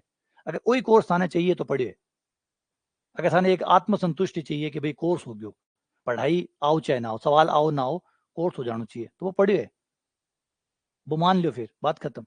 हाँ निकालना पड़ती है, थाना निकालना पड़ती, मेरे काम का कौन है, मैं कोई उतार उतार कर मेरे खातर थोड़ी ले आऊँ, थारे खातर ले आऊँ, थे निकालो आने, थाने ये आवे ही कौन, आगलो करा दो, बीऊ आगलो करा दो, बीऊ आगलो करा दो, के मतलब ही आगलो करा दो। अब समझो, देखो बुरी लाग सी महाली बात बुरी लाग सी, लेकिन रिजल्ट आसी आसी, एक खारी खारी है ना आऊँ रिजल्ट आवे, पर मीठोड़ियों को नहीं आवे। जो मीठी हुए ना बीस तो डायबिटीज हुए, शुगर आवे, भयंकर बीमारी आवे, लास्ट में प्राण जावे। जो खारी चीजें हो ना, दवाई खारी हुए भाई काम करे, तो खारिज है, लेकिन है यही, निकालना पड़सी। और यहाँ कोनी के थे, आज लेक्चर ले लियो, काल थे पाछा आ गया, यहाँ कहीं पाछा आ गया, और फिर क्या ठीक है और करा दो सर, और करा दो, मैं के करा दो, थे करो, मैं करा दो नहीं, थे करो। अब वो सवाल थाना आणु चाहिए कायदा से, वो सवाल थाना आणु चाहिए, और सिर्फ थार में से मुश्किल से 5 या 6 टाबर है जिका आंसर दे रहे, सिर्फ 5-6 टाबर, इको मतलब बाकी टाबर सिर्फ आवे मनोरंजन करे घर जावे, बाकी टाबर है ना, बाकी जो राजस्थानी है वो समझ रहे बात। राजस्थानी में क्या थोड़ा सा कड़वा बोल रहे ना जो ज्यादा असर करे। अच्छा राजस्थानी में कड़वा बोलते हैं ना, थोड़ा असर ज्यादा होता है। हिंदी में कड़वाहट का इतना असर नहीं होता जितनी मारवाड़ी में असर होता है। मारवाड़ी सीधी मायने जाए, सही बात है गलत है, मारवाड़ी सीधी मायने जाए, आग लगे सीधी गड्ढे, मतलब सही तो सही कह रहे हैं, गलत बात भाई। देखो सवाल आना चाहिए था, और पढ़ो, मेहनत करो, आ जाओ। देखो सवाल में ये है आपका लक्ष्य, जिसमें आपकी बुलेट जा रही है, या बुलेट आ गई,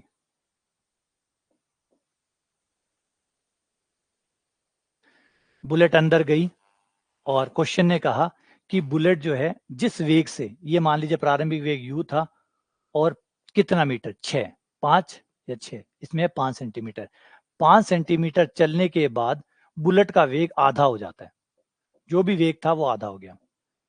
अब वेग कम हुआ, इसका मतलब मंदक ने काम किया है, एफ मंदक है जिसने काम किया, तो इससे हमारे पास एफ सारे हो गए, एफ का मान निकल जाएगा। आ जाओ, गति का समीकरण v स्क्वायर बराबर यू स्क्वायर -2fs, माइनस क्यों? क्योंकि मंदक है। v का मान u बटा 2, u square minus 2f, f का मान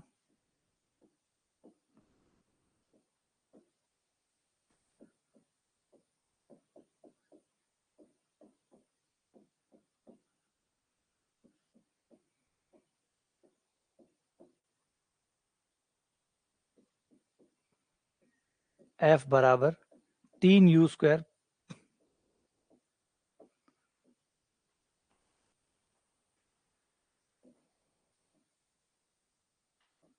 f बराबर 3u स्क्वायर बटा 40, f बराबर। अच्छा, एक चीज और बता देता हूं आपको, आप लोगों के लिए डेली टेस्ट सीरीज स्टार्ट होने वाली है 15 तारीख या 16 तारीख से आपकी डेली टेस्ट सीरीज शुरू हो जाएगी। फिर डेली आपका एक टेस्ट रहेगा, डेली, और संडे को बड़ा टेस्ट रहेगा।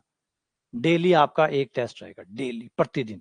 और वो जो टेस्ट होगा वो और लोगों के लिए भी रहेगा, बाकी जो बाहर से लोग आते हैं उनके साथ भी रहेगा, ताकि आप लोगों को अपने कंपटीशन का पता लग सके कि बाकी लोगों के साथ और लोगों के साथ जो हमारी कोचिंग के हिस्से नहीं है, कहीं और से आए हैं, उन लोगों के साथ भी आपका कंपटीशन लगातार पूरे साल बना रहे, और आपको पता चलता रहे कितना आप पीछे हैं, कितना आपको कवर करना है, कितना आपको और बेटर होना है, कितना बेहतर होने की जरूरत है, कौन सा टॉपिक कमजोर है।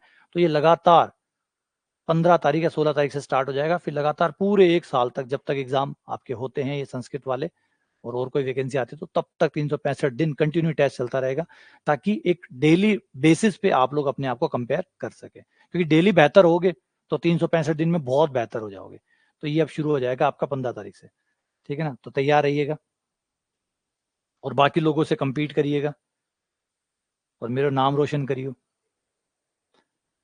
लक्ष्य कितना अंदर जाएगी, अब रुकने की बात कर लेते हैं।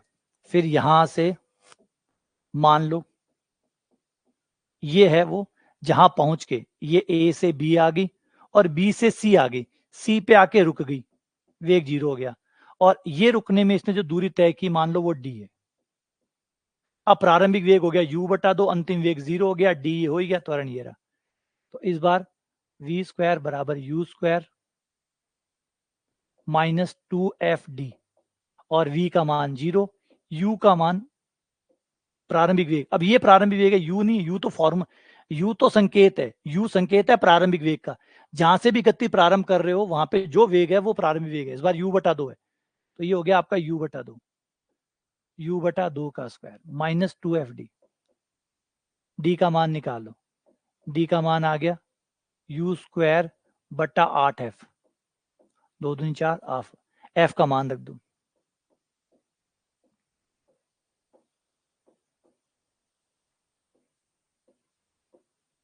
3 उसके बटा 40,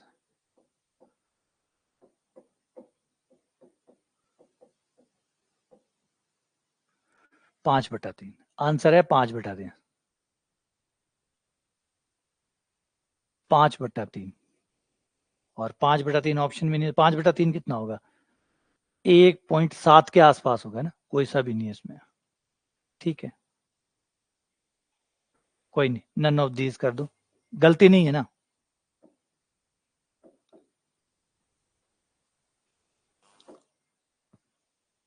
गलती नहीं है ना।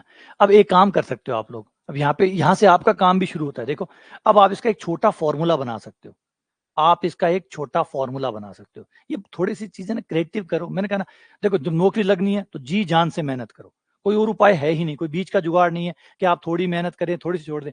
99% भी मेहनत बेकार ही जाती है, 99% मेहनत भी बेकार जाती है, या तो पूरी 100 होगी, और या 99.999 तक भी सब बेकार जाएगा। तो मेहनत में कमी मत छोड़ो। पता नहीं 100 कितना होता है, ये हम नहीं जानते, यहाँ पे कंपटीशन में कोई नहीं जानता 100 कितना होता है, तो मेहनत 100 से ऊपर ही चलो, ताकि कट कुटा के 100 तो बच ही जाए, है ना। और अगर 99.999 बचा तो सब बेकार चला जाएगा। अब आप इसका छोटा फॉर्मूला बना सकते हो, क्योंकि ऐसे सवाल पेपर में आते हैं, पेपर में ऐसे सवाल आए हुए हैं, इसका छोटा फॉर्मूला बना लो। जैसे इस दूरी को एक बार एस मान लो, ये एस मान लो, ये अगर एस मानोगे तो यहाँ यहाँ करते करते ये आ जाएगा, इसका एक फॉर्मूला तैयार कर लो, एफ आ जाएगा, एस के पदों में एफ आ जाएगा। फिर ये यहाँ पे रख के डी का मान निकालो, एक छोटा सा फॉर्मूला बना के रख लो, कि अगली बार जब ये पेपर में सवाल आए तो आप सीधा एस का मान रखो कि गोली जो है वो इतना अंदर गई है और इतना वेग खो देती है, और सीधा आपका आंसर डायरेक्ट आ जाए, अगली बार आपको उसका फायदा मिल जाए। यू जीरो थोड़ी है, यू जीरो थोड़ी है। यू सोचो, अगर यू जीरो हुआ तो लक्ष्य में घुसेगी कैसे गोली? गोली लक्ष्य में घुसेगी कैसे? कोई पट्टा है या दीवार है, आपने गोली चलाई और गोली उसके अंदर घुस रही है, तो उसका वेग जीरो। अब जब वो टकरा रही है उससे, लक्ष्य से, तो उसका वेग जीरो हुआ, तो वो अंदर जाएगी कैसे? अगला, ये तो सिंपल सा है, ये तो सिंपल सा है, निपटा दो इसको जल्दी से। एक कण विराम अवस्था से प्रारंभ होकर अचर त्वरण से गति करता है एनवे सेकंड में, और एन सेकंड में कण के द्वारा तय की गई दूरियों का अनुपात। एन वे सेकंड में और एन सेकंड में तय की गई दूरियों का अनुपात।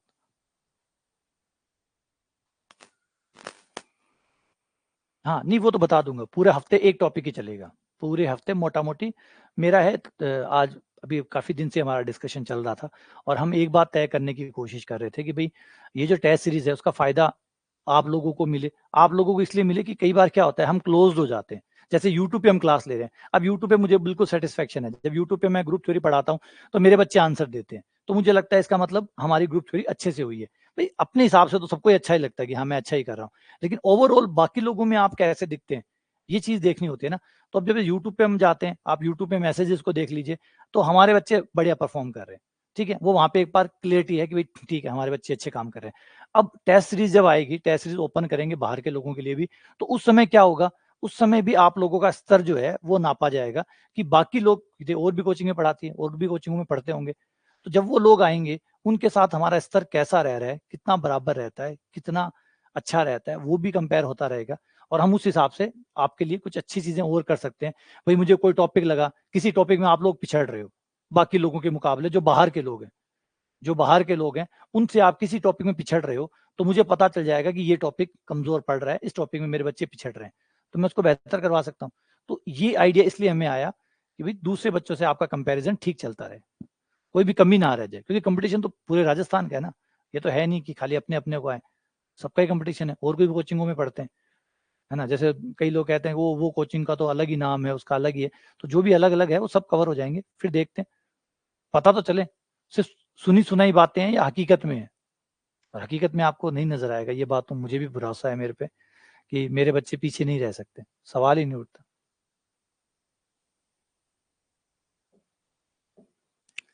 एक कण विराम अवस्था से आरंभ होकर अचर त्वरण से गति करता है एन सेकंड में। एन सेकंड में देखो, एन सेकंड में तय की गई दूरी होती है एन वे सेकंड, दोनों का फॉर्मूला लगा दो। एन वे सेकंड का फॉर्मूला तो ये हो गया,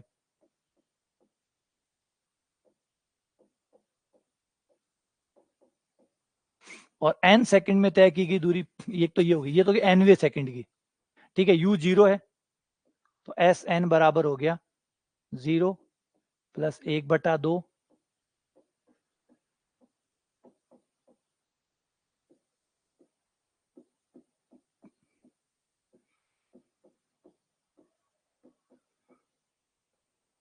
ये हो गया एनवे सेकंड में तय दूरी। अब एन सेकंड में पूरा एन सेकंड, पूरा एन सेकंड का मतलब 0 सेकंड से लेकर एन सेकंड तक टोटल दूरी, टोटल टोटल सीधी इससे निकलेगी, एस बराबर U T plus half A T square, half F T square. T का मान एन रख दो, पूरे एन सेकंड में यू जीरो है, पूरे एन सेकंड में तय की गई दूरी होगी 1/2 f n square, you zero है इसलिए, एस बराबर 1/2 f n स्क्वायर। ये दो हो गया। अब दोनों में भाग दे दो, भाग देने पर समीकरण 1/2, अनुपात पूछे ना, अनुपात पूछे, अनुपात पूछा तो भाग दे दो।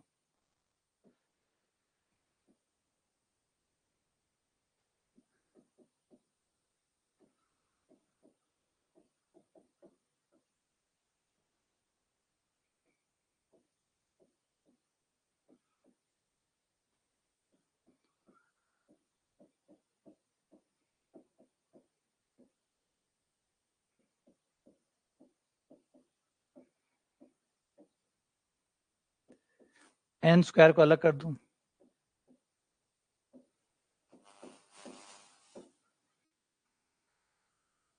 2/n - 1/n square.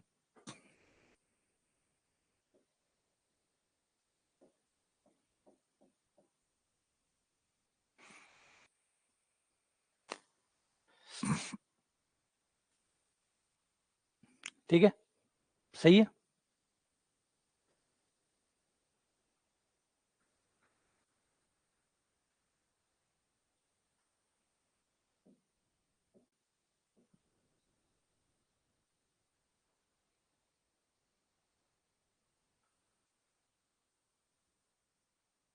एक बार ये थोड़ा सा इससे थोड़ा सा बड़ा है, ये कैलकुलेशन ज्यादा है, ये ले लो, ये ले लो जो थोड़े से कम कैलकुलेटिव है।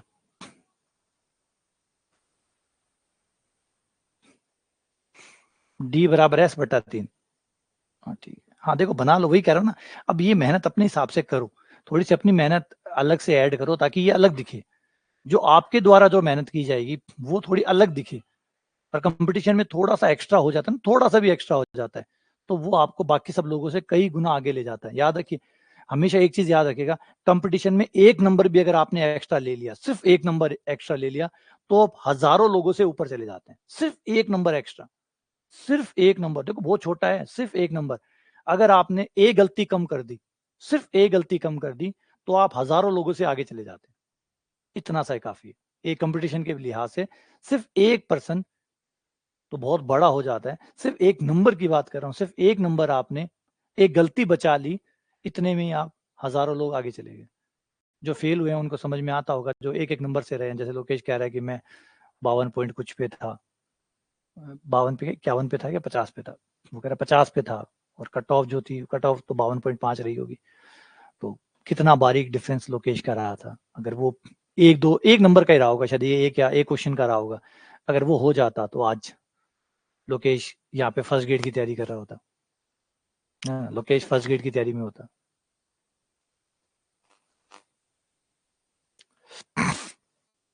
कोई नहीं लोकेश, इस बार लगेंगे, इस बार धूम धड़ाके के साथ लगेंगे।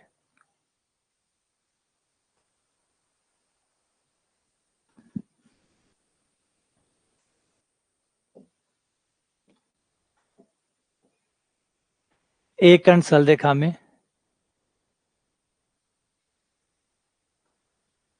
एक कण सरलरेखा में 200 सेंटीमीटर पर सेकंड के वेग से 10 सेंटीमीटर स्क्वायर के मंदन से गमन करता है।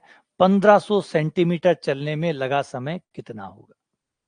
तो सीधा फॉर्मूला एस बराबर U T plus half F T square,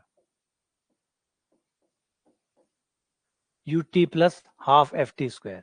S का मान आपके पास है 1500 सेंटीमीटर,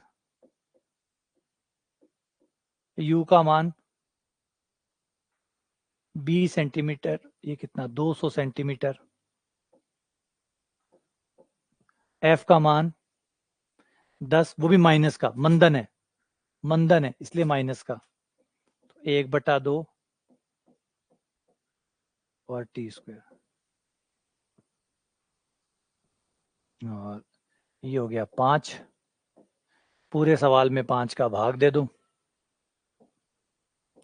5 का भाग देने पर 340 1।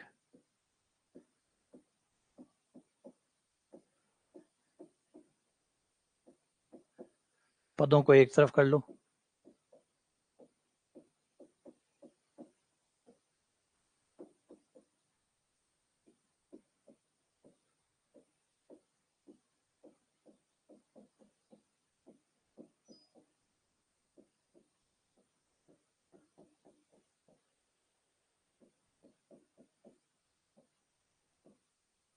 टी बराबर 10 और 30। अच्छा ऐसे क्या? ये हो जाता है यार थोड़ा सा, ये जो चीज होती है ना, ये बहुत बुरी लगती है। और मैं हमेशा एक ही चीज मानता हूँ कि ये जो 1-2 नंबर से जो बच्चा फेल होता है ना, जो 1-2 नंबर से फेल होता है, वो कहीं ना कहीं तैयारी की इतनी कमी नहीं होती, तैयारी की इतनी कमी नहीं होती। जब बच्चा 2 या 3 नंबर से रहता है ना, तो उसकी तैयारी की कमी नहीं रहती। वो मतलब पढ़ने वाला है, अच्छा पढ़ने वाला है, मेहनत करने वाला है, इसमें कोई दो राय नहीं है। ये गाइडेंस की कमी है। ये जो एक्स्ट्रा नंबर आपके कटते हैं ना, जब 2-3 नंबर ये जो रह जाता है, देखिए एक नंबर एक्स्ट्रा आ गया, पता नहीं चलता क्यों, क्यों तो पास हो गया। अब पास होने वाला कभी है ना चिंतन थोड़ी करेगा। सोचिए अगर कट ऑफ 50 है और कोई 50.1 बना लेता है, वो चिंतन थोड़ी करेगा, वो चिंतन थोड़ी करेगा कि ये पॉइंट 1 क्यों आया, मेरा एक्स्ट्रा क्यों आया, वो चिंतन नहीं करेगा। चिंतन कौन करेगा? जो 49.9 पे रुका है, वही चिंतन करता है। देखिए दोनों का 0.1, एक का 0.1 एक्स्ट्रा है, एक का 0.1 कम आया है, लेकिन चिंतन कौन करता है? चिंतन तो हार में होता है ना, असफलता में चिंतन होता है। यहाँ चिंतन होता है कि यार 1.1 कैसे रह गया। ये 0.1 तैयारी का नहीं रहा, ये 0.1 रहा गाइडेंस का। जो आपको दिशा जो थी वो सही दिशा में मेहनत नहीं हुई। अगर थोड़ी सी भी सही दिशा में मेहनत हो जाती है, प्रॉपर वे में हो जाती और तय हो जाता कि भाई ऐसे ऐसे कमियां होती है, ये गलतियां होती है, ऐसे ऐसे क्वेश्चन अटेम्प्ट नहीं करने चाहिए, इस तरीके के नहीं करने, ये थोड़ा सा भी एक्स्ट्रा एक्स्ट्रा मिल जाता, इतने में सिलेक्शन हो जाता। जैसे वर्ग 2 की बात है, वर्ग 2 का एक छोटा सा एग्जांपल बताता हूँ। वर्ग 2 की जब भर्ती हुई थी, वर्ग 2 का जब एग्जाम लग रहा था, तो मैंने एक कुछ दिन पहले ही बच्चों से एक क्लास ली थी, और क्लास लेके मैंने कहा था कि देखो पेपर में क्वेश्चंस आएंगे, जो भी क्वेश्चन आपको लेंदी लगे, जो भी लंबा लगे या पढ़ने में दिक्कत दे रहा हो, जिसका पहले 2-3 अक्षर ही आपको पढ़ने में दिक्कत दे, उसको स्किप कर देना, उसको पढ़ना मत और उससे आगे निकल जाना। जो भी क्वेश्चन की 2 शब्द भी ऊपर के जैसे 2 शब्द पढ़े और ये लग रहे अटपटे हैं, पूरे क्वेश्चन को मत पढ़ना, छोड़ देना, अगले क्वेश्चन पे चले जाना। ऐसे आप लोग करना। इतना सा भी अगर आप लोगों ने कर दिया तो बहुत बड़ा इंपैक्ट पड़ेगा, और ऐसा ही हुआ। जिन लोगों ने क्वेश्चनों को पढ़ पढ़ के छोड़ा, और एक वो जिन्होंने थोड़ा सा पढ़ के छोड़ा, उनका सिलेक्शन निकल गया। उनका वर्ग 2 का जो प्री था वो पास हो गया। क्योंकि देखो पूरा पढ़ा फिर नहीं आया, टाइम तो गया ना, टाइम तो कम पड़ता ही है, फिर टाइम तो चला गया। एक ने पहले 2 शब्द ही नहीं समझ में आ रहे या 4 शब्द ही नहीं समझ में आ रहे, छोड़ो, फिर क्या दिक्कत है, सवाल बहुत है, पूरे 150 सवाल है, 150 में से अगर अपने सारे अच्छे से किए तब भी अपन 90 या 100 से ऊपर नहीं कर पाएंगे, तो 50 सवाल तक छोड़ सकते हैं, इतनी हिम्मत है अपने पास में। तो ये जो प्रॉपर वे में छोड़ना था, इतना ही लोगों के लिए कमाल कर गया।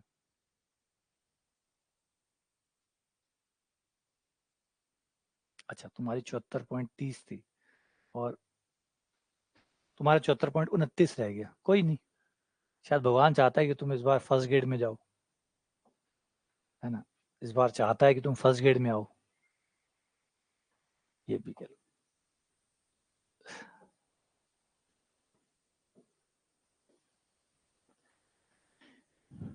एक कण ऊर्ध्वाधर दिशा में, एक कण ऊर्ध्वाधर दिशा में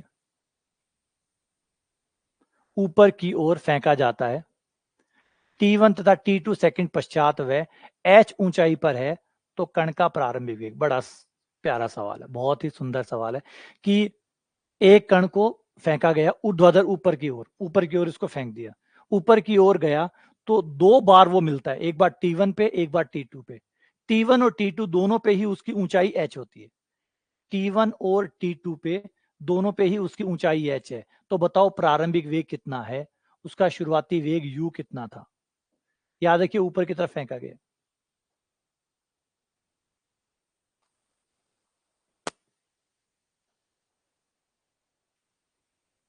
हाँ, तो उसका फायदा मिला, तुम्हारा प्री पास है ना। तो क्वेश्चन को थोड़ा सा देखा, छोड़ बता रहा, हल्का हल्का सा गाइडेंस है ना, हल्का सा अगर मिल जाता है ना, सही समय पे सही दिशा मिल जाती है, तो वो बहुत कमाल कर जाता है। अब जब पीछे मुड़ के अपनी जिंदगी में देखते हैं ना, तो जो मिसिंग है, जैसे मैं अपनी जिंदगी में पीछे मुड़ के देखता हूँ, जो मिसिंग है वो होता है सही टाइम पे सही गाइडेंस। पढ़ने वाले तब भी थे, पढ़ने वाले आज भी हैं, मोटिवेटेड तब भी थे, मोटिवेटेड अब भी हैं, सब कुछ सही था, सब कुछ सही था। जिसकी कमी महसूस होती है अपने जीवन में, नॉर्मल हर किसी बच्चे को होती है।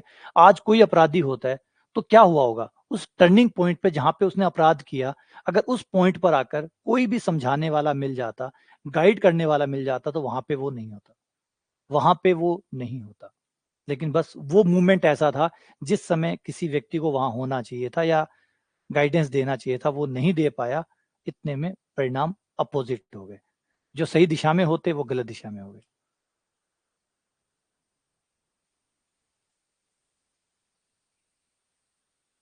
अच्छा, तुम्हारे 100 आ गए थे, रूम में टॉप हो गए थे, अच्छा।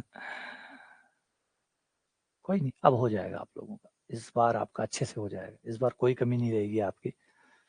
और अगर हो जाता तो आप मुझसे मिलने नहीं आते, शायद हमारा मिलना लिखा हुआ था, इसलिए भगवान ने आपको रोके रखा, है ना। कई बार भगवान की ये भी इच्छा होती है, कई बार भगवान की ये भी इच्छा होती है कि आप मुझसे मिलो, और आप मुझसे मिलो इसलिए ही भगवान ने आपको एक बार रोक दिया कि नहीं। क्योंकि देखो बहुत कुछ चीजें मुझसे आपने सीखी होगी, जीवन भी सीखा होगा, लाइफ को भी समझा होगा, बहुत कुछ चीजें आपने सीखी है। अगर आप सीधा सेकंड ग्रेड में लग जाते तो शायद नौकरी तो आपके पास होती, लेकिन वो जो मेरे अनुभव आपके साथ अभी जो ऐड हुए हैं, जो दिशा ऐड हुई है, जो सोच ऐड हुई है, वो नहीं हो पाती। तो शायद भगवान चाहता होगा कि आप मेरे थ्रू सिलेक्शन तक जाए, है ना। तो कुछ तो रहा ही होगा, ऐसे प्रकृति ऐसे थोड़ी काम कर रही है। तो चलो, दोनों ही दूरियां T1 समय में भी वही दूरी तय की है और T2 समय पे भी वही दूरी तय की है ना। तो H बराबर T1 समय में भी वही दूरी है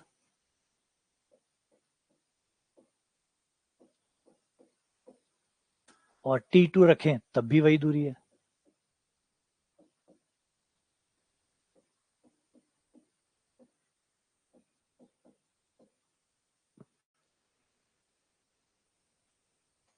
तो वही कह रहा हूँ, कुछ शायद हो सकता है हमारा मिलना लिखा हो, क्योंकि प्रकृति में कुछ भी हो रहा है ना, बिना रीजन के नहीं हो रहा, कुछ ऐसा है, शायद बाद में समझ में आएगा। दोनों को बराबर रख दो या घटा दो, चाहो तो घटा दो, सीधा ही झंझट खत्म।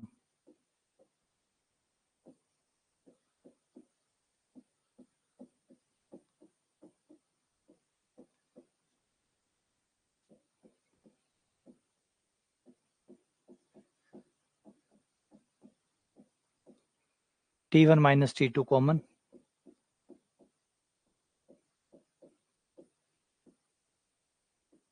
और वस्तु ऊपर जा रही है इसलिए जी का मान माइनस होगा ना, ऊर्ध्वाधर दिशा में फेंका गया, तो जी का मान माइनस है।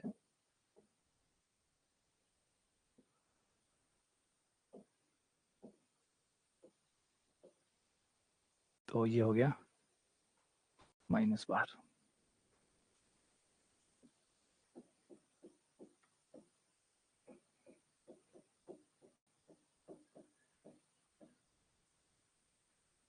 और एक आंसर तो आया कि T1 बराबर T2 है, दोनों समय बराबर है, तो बिल्कुल जब दोनों समय बराबर होंगे तब भी कण मिलेगा। और दूसरा ये हो सकता है कि U बराबर हो 1/2G T1 प्लस T2,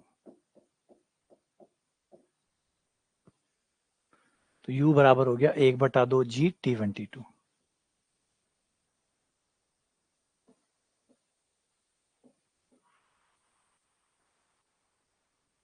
सही है, ठीक है। अगला क्वेश्चन,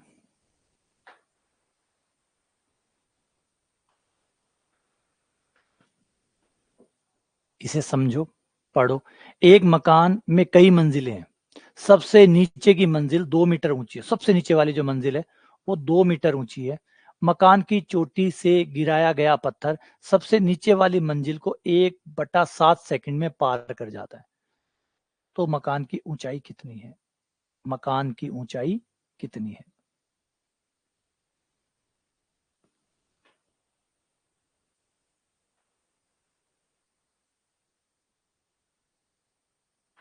एक बटा सात सेकंड में उसे पार कर जाता है।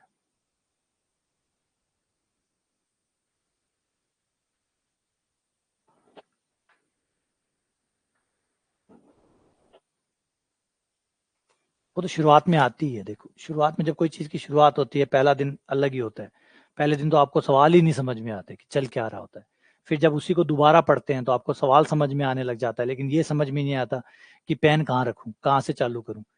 फिर अगले हिस्से में जब वो समझ में आने लगता है तो फिर आपको ये पता लगने में दिक्कत आ जाती है कि भाई ठीक है, ये आंकड़े हैं, इनको मैं इस्तेमाल करूंगा, कौन सा फॉर्मूला पिक करूं, कौन सा पहले पिक करूं, कौन सा बाद में पिक करूं, फिर उसकी प्रॉब्लम आती है।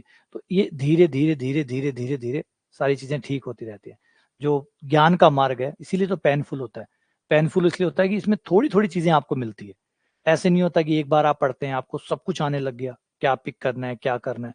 ये तो तभी हो सकता है जब ब्रेन से ब्रेन ट्रांसफर हो, है ना। बाकी तरीका जो है वो ये है, ज्ञान मार्ग हमेशा दर्दनाक होता है क्योंकि वो धीरे धीरे ठीक होता है, आपकी हर मेहनत के साथ वो ठीक होता है।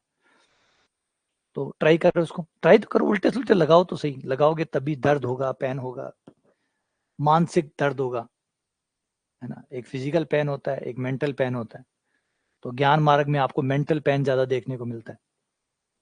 तो 2 मीटर है जो नीचे वाली है, वो जो नीचे वाला माला है उसको 2 मीटर ऊंचाई को ये 1/7 सेकंड में पार करता है। हाँ टाइम लगेगा, टाइम तो लगेगा। अब इसको शुरू में पढ़ा दिया ना, तो एटलीस्ट कम से कम अब आपको खूब टाइम है इसको रिवाइज करने का। अगर इसको मैं लास्ट में पढ़ाता तो आपको इतना टाइम नहीं मिलता है इसको रिवाइज करने का। शुरू में पढ़े हैं तो टाइम मिल जाएगा, इसीलिए ग्रुप थ्योरी का भी चुनाव मैंने यही किया था कि शुरू में पढ़ा देंगे तो रिवाइज करने का खूब टाइम आपको मिल जाएगा। ये बिल्डिंग मान लो, ये आपकी h ऊंचाई की बिल्डिंग है, लास्ट के दो, ये 2 मीटर, इसको तय करने में जो समय लगा है वो 1/7 सेकंड का है। तो अगर हम ये माने कि बची हुई दूरी को तय करने में t सेकंड का समय लगा है, या इसको पूरे को t मान लें कि पूरा समय t लगा है, तो इसका मतलब ये हुआ कि इतनी दूरी 2 मीटर निकाल दो तो कितनी दूरी बच गई h-2। ये जो h-2 दूरी है इसको तय करने में t-1/7 सेकंड खर्च हुआ है। अब आपके दो समीकरण बन गए, एक तो बन गया h-2 दूरी को t माइनस, एक तो ये बन गया फर्स्ट वाला कि h-2 को t-1/7 में तय किया गया, एक हो गया कि h को t में तय किया गया। ये दो चीजें आपकी बन जाएगी और इससे आपके h का मान आ जाएगा। तो प्रारंभिक वेग u 0 दिया है, नहीं दिया, तो ऑब्वियसली बात यही मान के चलते हैं कि u का मान 0 है। तो गति का u का मान 0 होने के बाद एक बार इसके लिए समीकरण बन जाएगा, एक बार इसके लिए बन जाएगा। h बराबर 1/2 GT², समीकरण नंबर 1।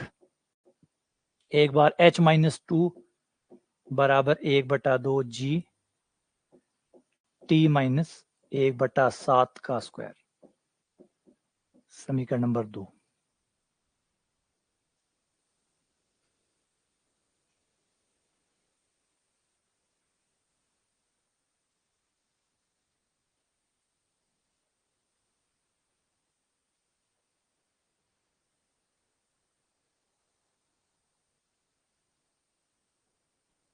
h का मान यहां से निकाल के यहां रख दो, ये h का मान उठा के यहां रख दिया, तो ये हो गया 1/2 GT² -2 बराबर 1/2 G t-1/7 का स्क्वायर। पदों को एक तरफ कर लो, सबको एक तरफ कर लो चाहे तो, और 1/2 G से भाग दे दो, भाग तो क्या दो, चलो सबको इधर ही ले आओ, आ जाओ भाई। 1/2 G कॉमन, तो t-1/7 का स्क्वायर, 2 को उधर ले जाओ, प्लस का 2 हो गया। इसे a² - b² के हिसाब से घटा लो ताकि आसान हो जाए। 1/2 G, तो ये हो जाएगा a - b a + b, a - b करोगे तो 1/7 आएगा, और a + b करोगे, खोल भी सकते हो ब्रैकेट को, खोलोगे तो ये हो जाएगा 2t + 1/7।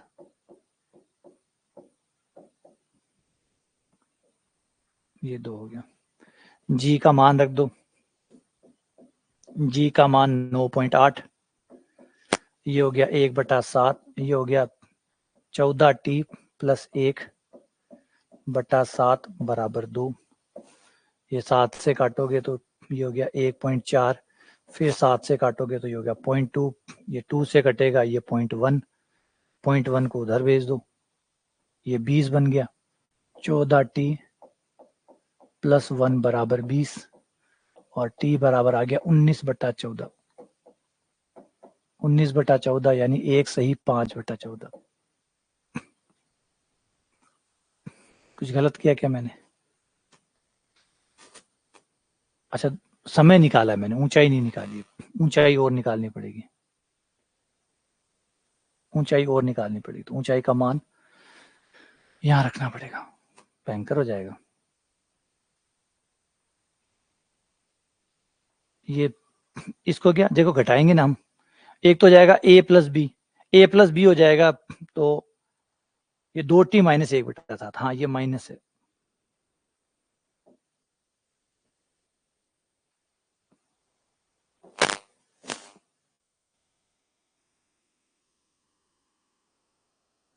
इस वजह से ये माइनस हो जाएगा।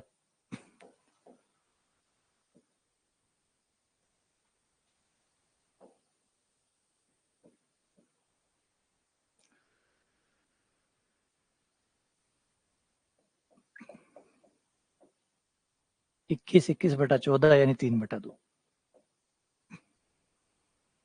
टी का मान 3/2 आ गया, और टी का मान 3/2 यहाँ रख दो।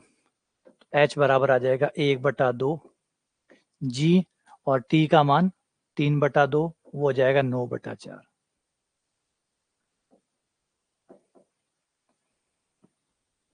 ये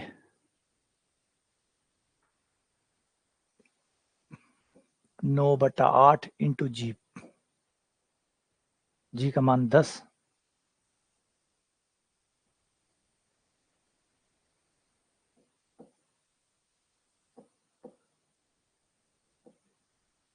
ये 5, ये 4, ये 45/4, लगभग 11 मीटर के आसपास।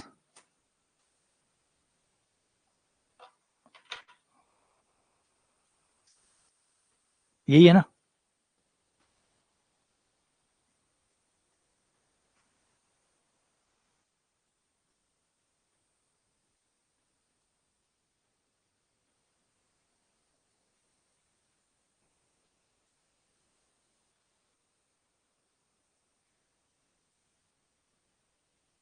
ठीक है,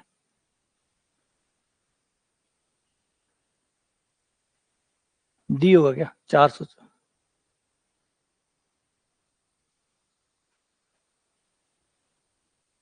हाँ, फिर 9.8 रखा गया है ना, 9.8 रखा गया।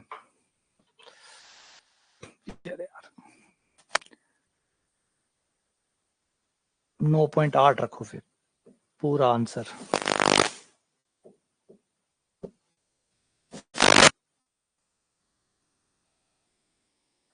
नौ पॉइंट आठ रखोगे तब पूरा आ जाएगा। 9.8 बटा टी का मान 9/4, इसका दशमलव हटा दो, ये हो गया 98 गुणा 9/2 गुणा 40, ये 2 से कट गया 49, 9 नीम 81, 36, 36 और 8 441/40, वो जाएगा 11 सही 1/40। ये आंसर आ गया 11 सही 1/40। ठीक है ना? इन सवालों को एक बार वापस निकालिएगा, अच्छे से दोहराइएगा, पुनरावृत्ति करिएगा, और फिर कुछ नए सवाल जो है वो हम आगे ऐड करेंगे इसमें। ठीक है, चलो दोपहर वाले लेक्चर में फिर मिलते हैं आपसे। और अच्छा, एक चीज और पूछ रहा था मैं आपसे कि अब मौसम भी ठीक हो गया, अब थोड़ा टाइम चेंज कर दें, सुबह वाला, सुबह वाला जो समय है वो आप चेंज कर सकते हैं, उसको 8:30 के बजाय अपन 7:30 बजे कर दें, क्योंकि अब सर्दी थोड़ी कम है और थोड़ा दिन भी अब बड़ा होने लग गया। जैसे शाम जो है पहले 5, 5:15 ही हो जाती थी, अब तो शाम भी 6:30 के आसपास होती है, तो उसको टाइम चेंज कर दें, सुबह वाले को 8:30 के बजाय अपन 7:30 कर दें उसको। बिल्कुल ठीक है, आप लोग एग्री हो ना? ठीक, चलो ठीक है, फिर बस इतना ही चाहिए। हाँ, डायनेमिक्स ऐड करवा दूंगा, अगर नहीं ऐड है तो आज ऐड हो जाएगी। हाँ, मेरे लिए सूटेबल है, मुझे अब कोई दिक्कत नहीं है, मौसम ठीक हो गया है, तो 7:30 से कर देते हैं। हाँ, अलग अलग है, वो एक T2 ऐसे है, वो जो 2 समय है ना वो ऐसे है, एक ने आते समय लिया है और एक ने जाते समय टाइम लिया है। ये जो हाइट है ना, इस हाइट को 2 बार प्राप्त करते हैं, जाते समय T1 समय पे, जाते समय T1 समय लगा, एक ये होगा जब वस्तु ऊपर जाएगी और वापस नीचे आएगी, ये T1 समय पे भी उसी हाइट पे होगी और T2 समय पे भी वही हाइट होगी, ऊपर गई और वापस आई, ये T2 समय, इस पे भी वही हाइट होगी। तो ये सेम हाइट 2 बार ग्रहण करेगा, कोई भी वस्तु जब ऊपर जाती है तो उसी समय को वो 2 बार ग्रहण करती है, उसी समय को वो 2 बार ग्रहण करते हैं। अगर आप गौर करें, देखो फॉर्मूले सब कहते हैं, यही तो प्रॉब्लम है कि फॉर्मूले सब कहते कैसे हैं। एक बुक है फिलोसॉफी ऑफ मैथमेटिक्स, ब्रायंस क्लियर की है। तो उन्होंने ये लिखा कि नेचर ने, प्रकृति ने गणित को चुना या गणित ने प्रकृति को चुना, समझ में नहीं आता कि किसने किसको चुना। क्या प्रकृति ने गणित को चुना या गणित ने प्रकृति को चुना? आप गौर करो, ये देखो, ये द्विघात समीकरण है, ध्यान से पढ़ो, ये द्विघात समीकरण है ना। एक ही हाइट के लिए, एक ही हाइट के लिए दो टी के मान आएंगे नहीं आएंगे? दो टी के मान आएंगे ना। एक ही हाइट के लिए दो टी के मान आएंगे। इसको कैसे पता चला? क्वेश्चन ये है कि इसको कैसे पता चला, गणित को कैसे पता चला कि टी के दो मान आएंगे? हमें तो पता है कि भाई कण ऊपर जाएगा एक समय तो तब हाइट लेगा, एक बार जब ऊपर से जाके वापस नीचे आएगा तो समय लेगा, मतलब एक हाइट पे वो दो बार होगा। ये हमें तो पता है, हम तो पत्थर फेंक के देख सकते हैं, ये बात हमें तो पता है। इसको कैसे पता चला? समीकरण को कैसे पता चला कि टी के दो मान होंगे? ये कमाल कैसे हो रहा है? ये गणित को ऐसे पता कैसे चलता है? गणित कैसे ये प्रिडिक्ट कर लेती है? कैसे? अच्छा, वो जानती भी नहीं है, बल्कि वो परफेक्टली जानती भी है कि वो टी के दो मान है कौन से। हम तो सिर्फ इतना जानते हैं कि टी के दो मान होंगे, गणित तो ये भी जानते हैं कि टी के दो मान कौन से होंगे। ये कैसे हो रहा है? ये ही जादू है जो मोटा मोटी जितने भी मैथमेटिशियंस है, जितने भी फिजिसिस्ट है, उनको जिनको भी ये परेशान करता है, वो ये सवाल आज भी बिलियन डॉलर का क्वेश्चन है कि कैसे मैथमेटिक्स हमें ये बता पाती है, उसको कैसे पता लगता है ये जादू है, ये कैसे हुआ, है ना? समझ रहे हैं? कमाल देख रहे हैं आप। लास्ट क्वेश्चन का आंसर था 49, डी आंसर था लास्ट वाले का, डी था 11 से ही 1/40, क्योंकि ये 441/40 आ जाएगा, 40 का भाग दोगे तो 11 सही 1/40 आ जाएगा, 11 सही 1/40 डी आ जाएगा, है ना। तो ये अद्भुत है और हम उससे भी ज्यादा अद्भुत है। हाँ बिल्कुल ऐड करवा देंगे। आप लोगों को कोई चीज की प्रॉब्लम हो तो आप नंबर ले लो, इस नंबर पे कॉल कर दिया करो, कोई चीज रह रही हो, कोई चीज नहीं डली हुई हो।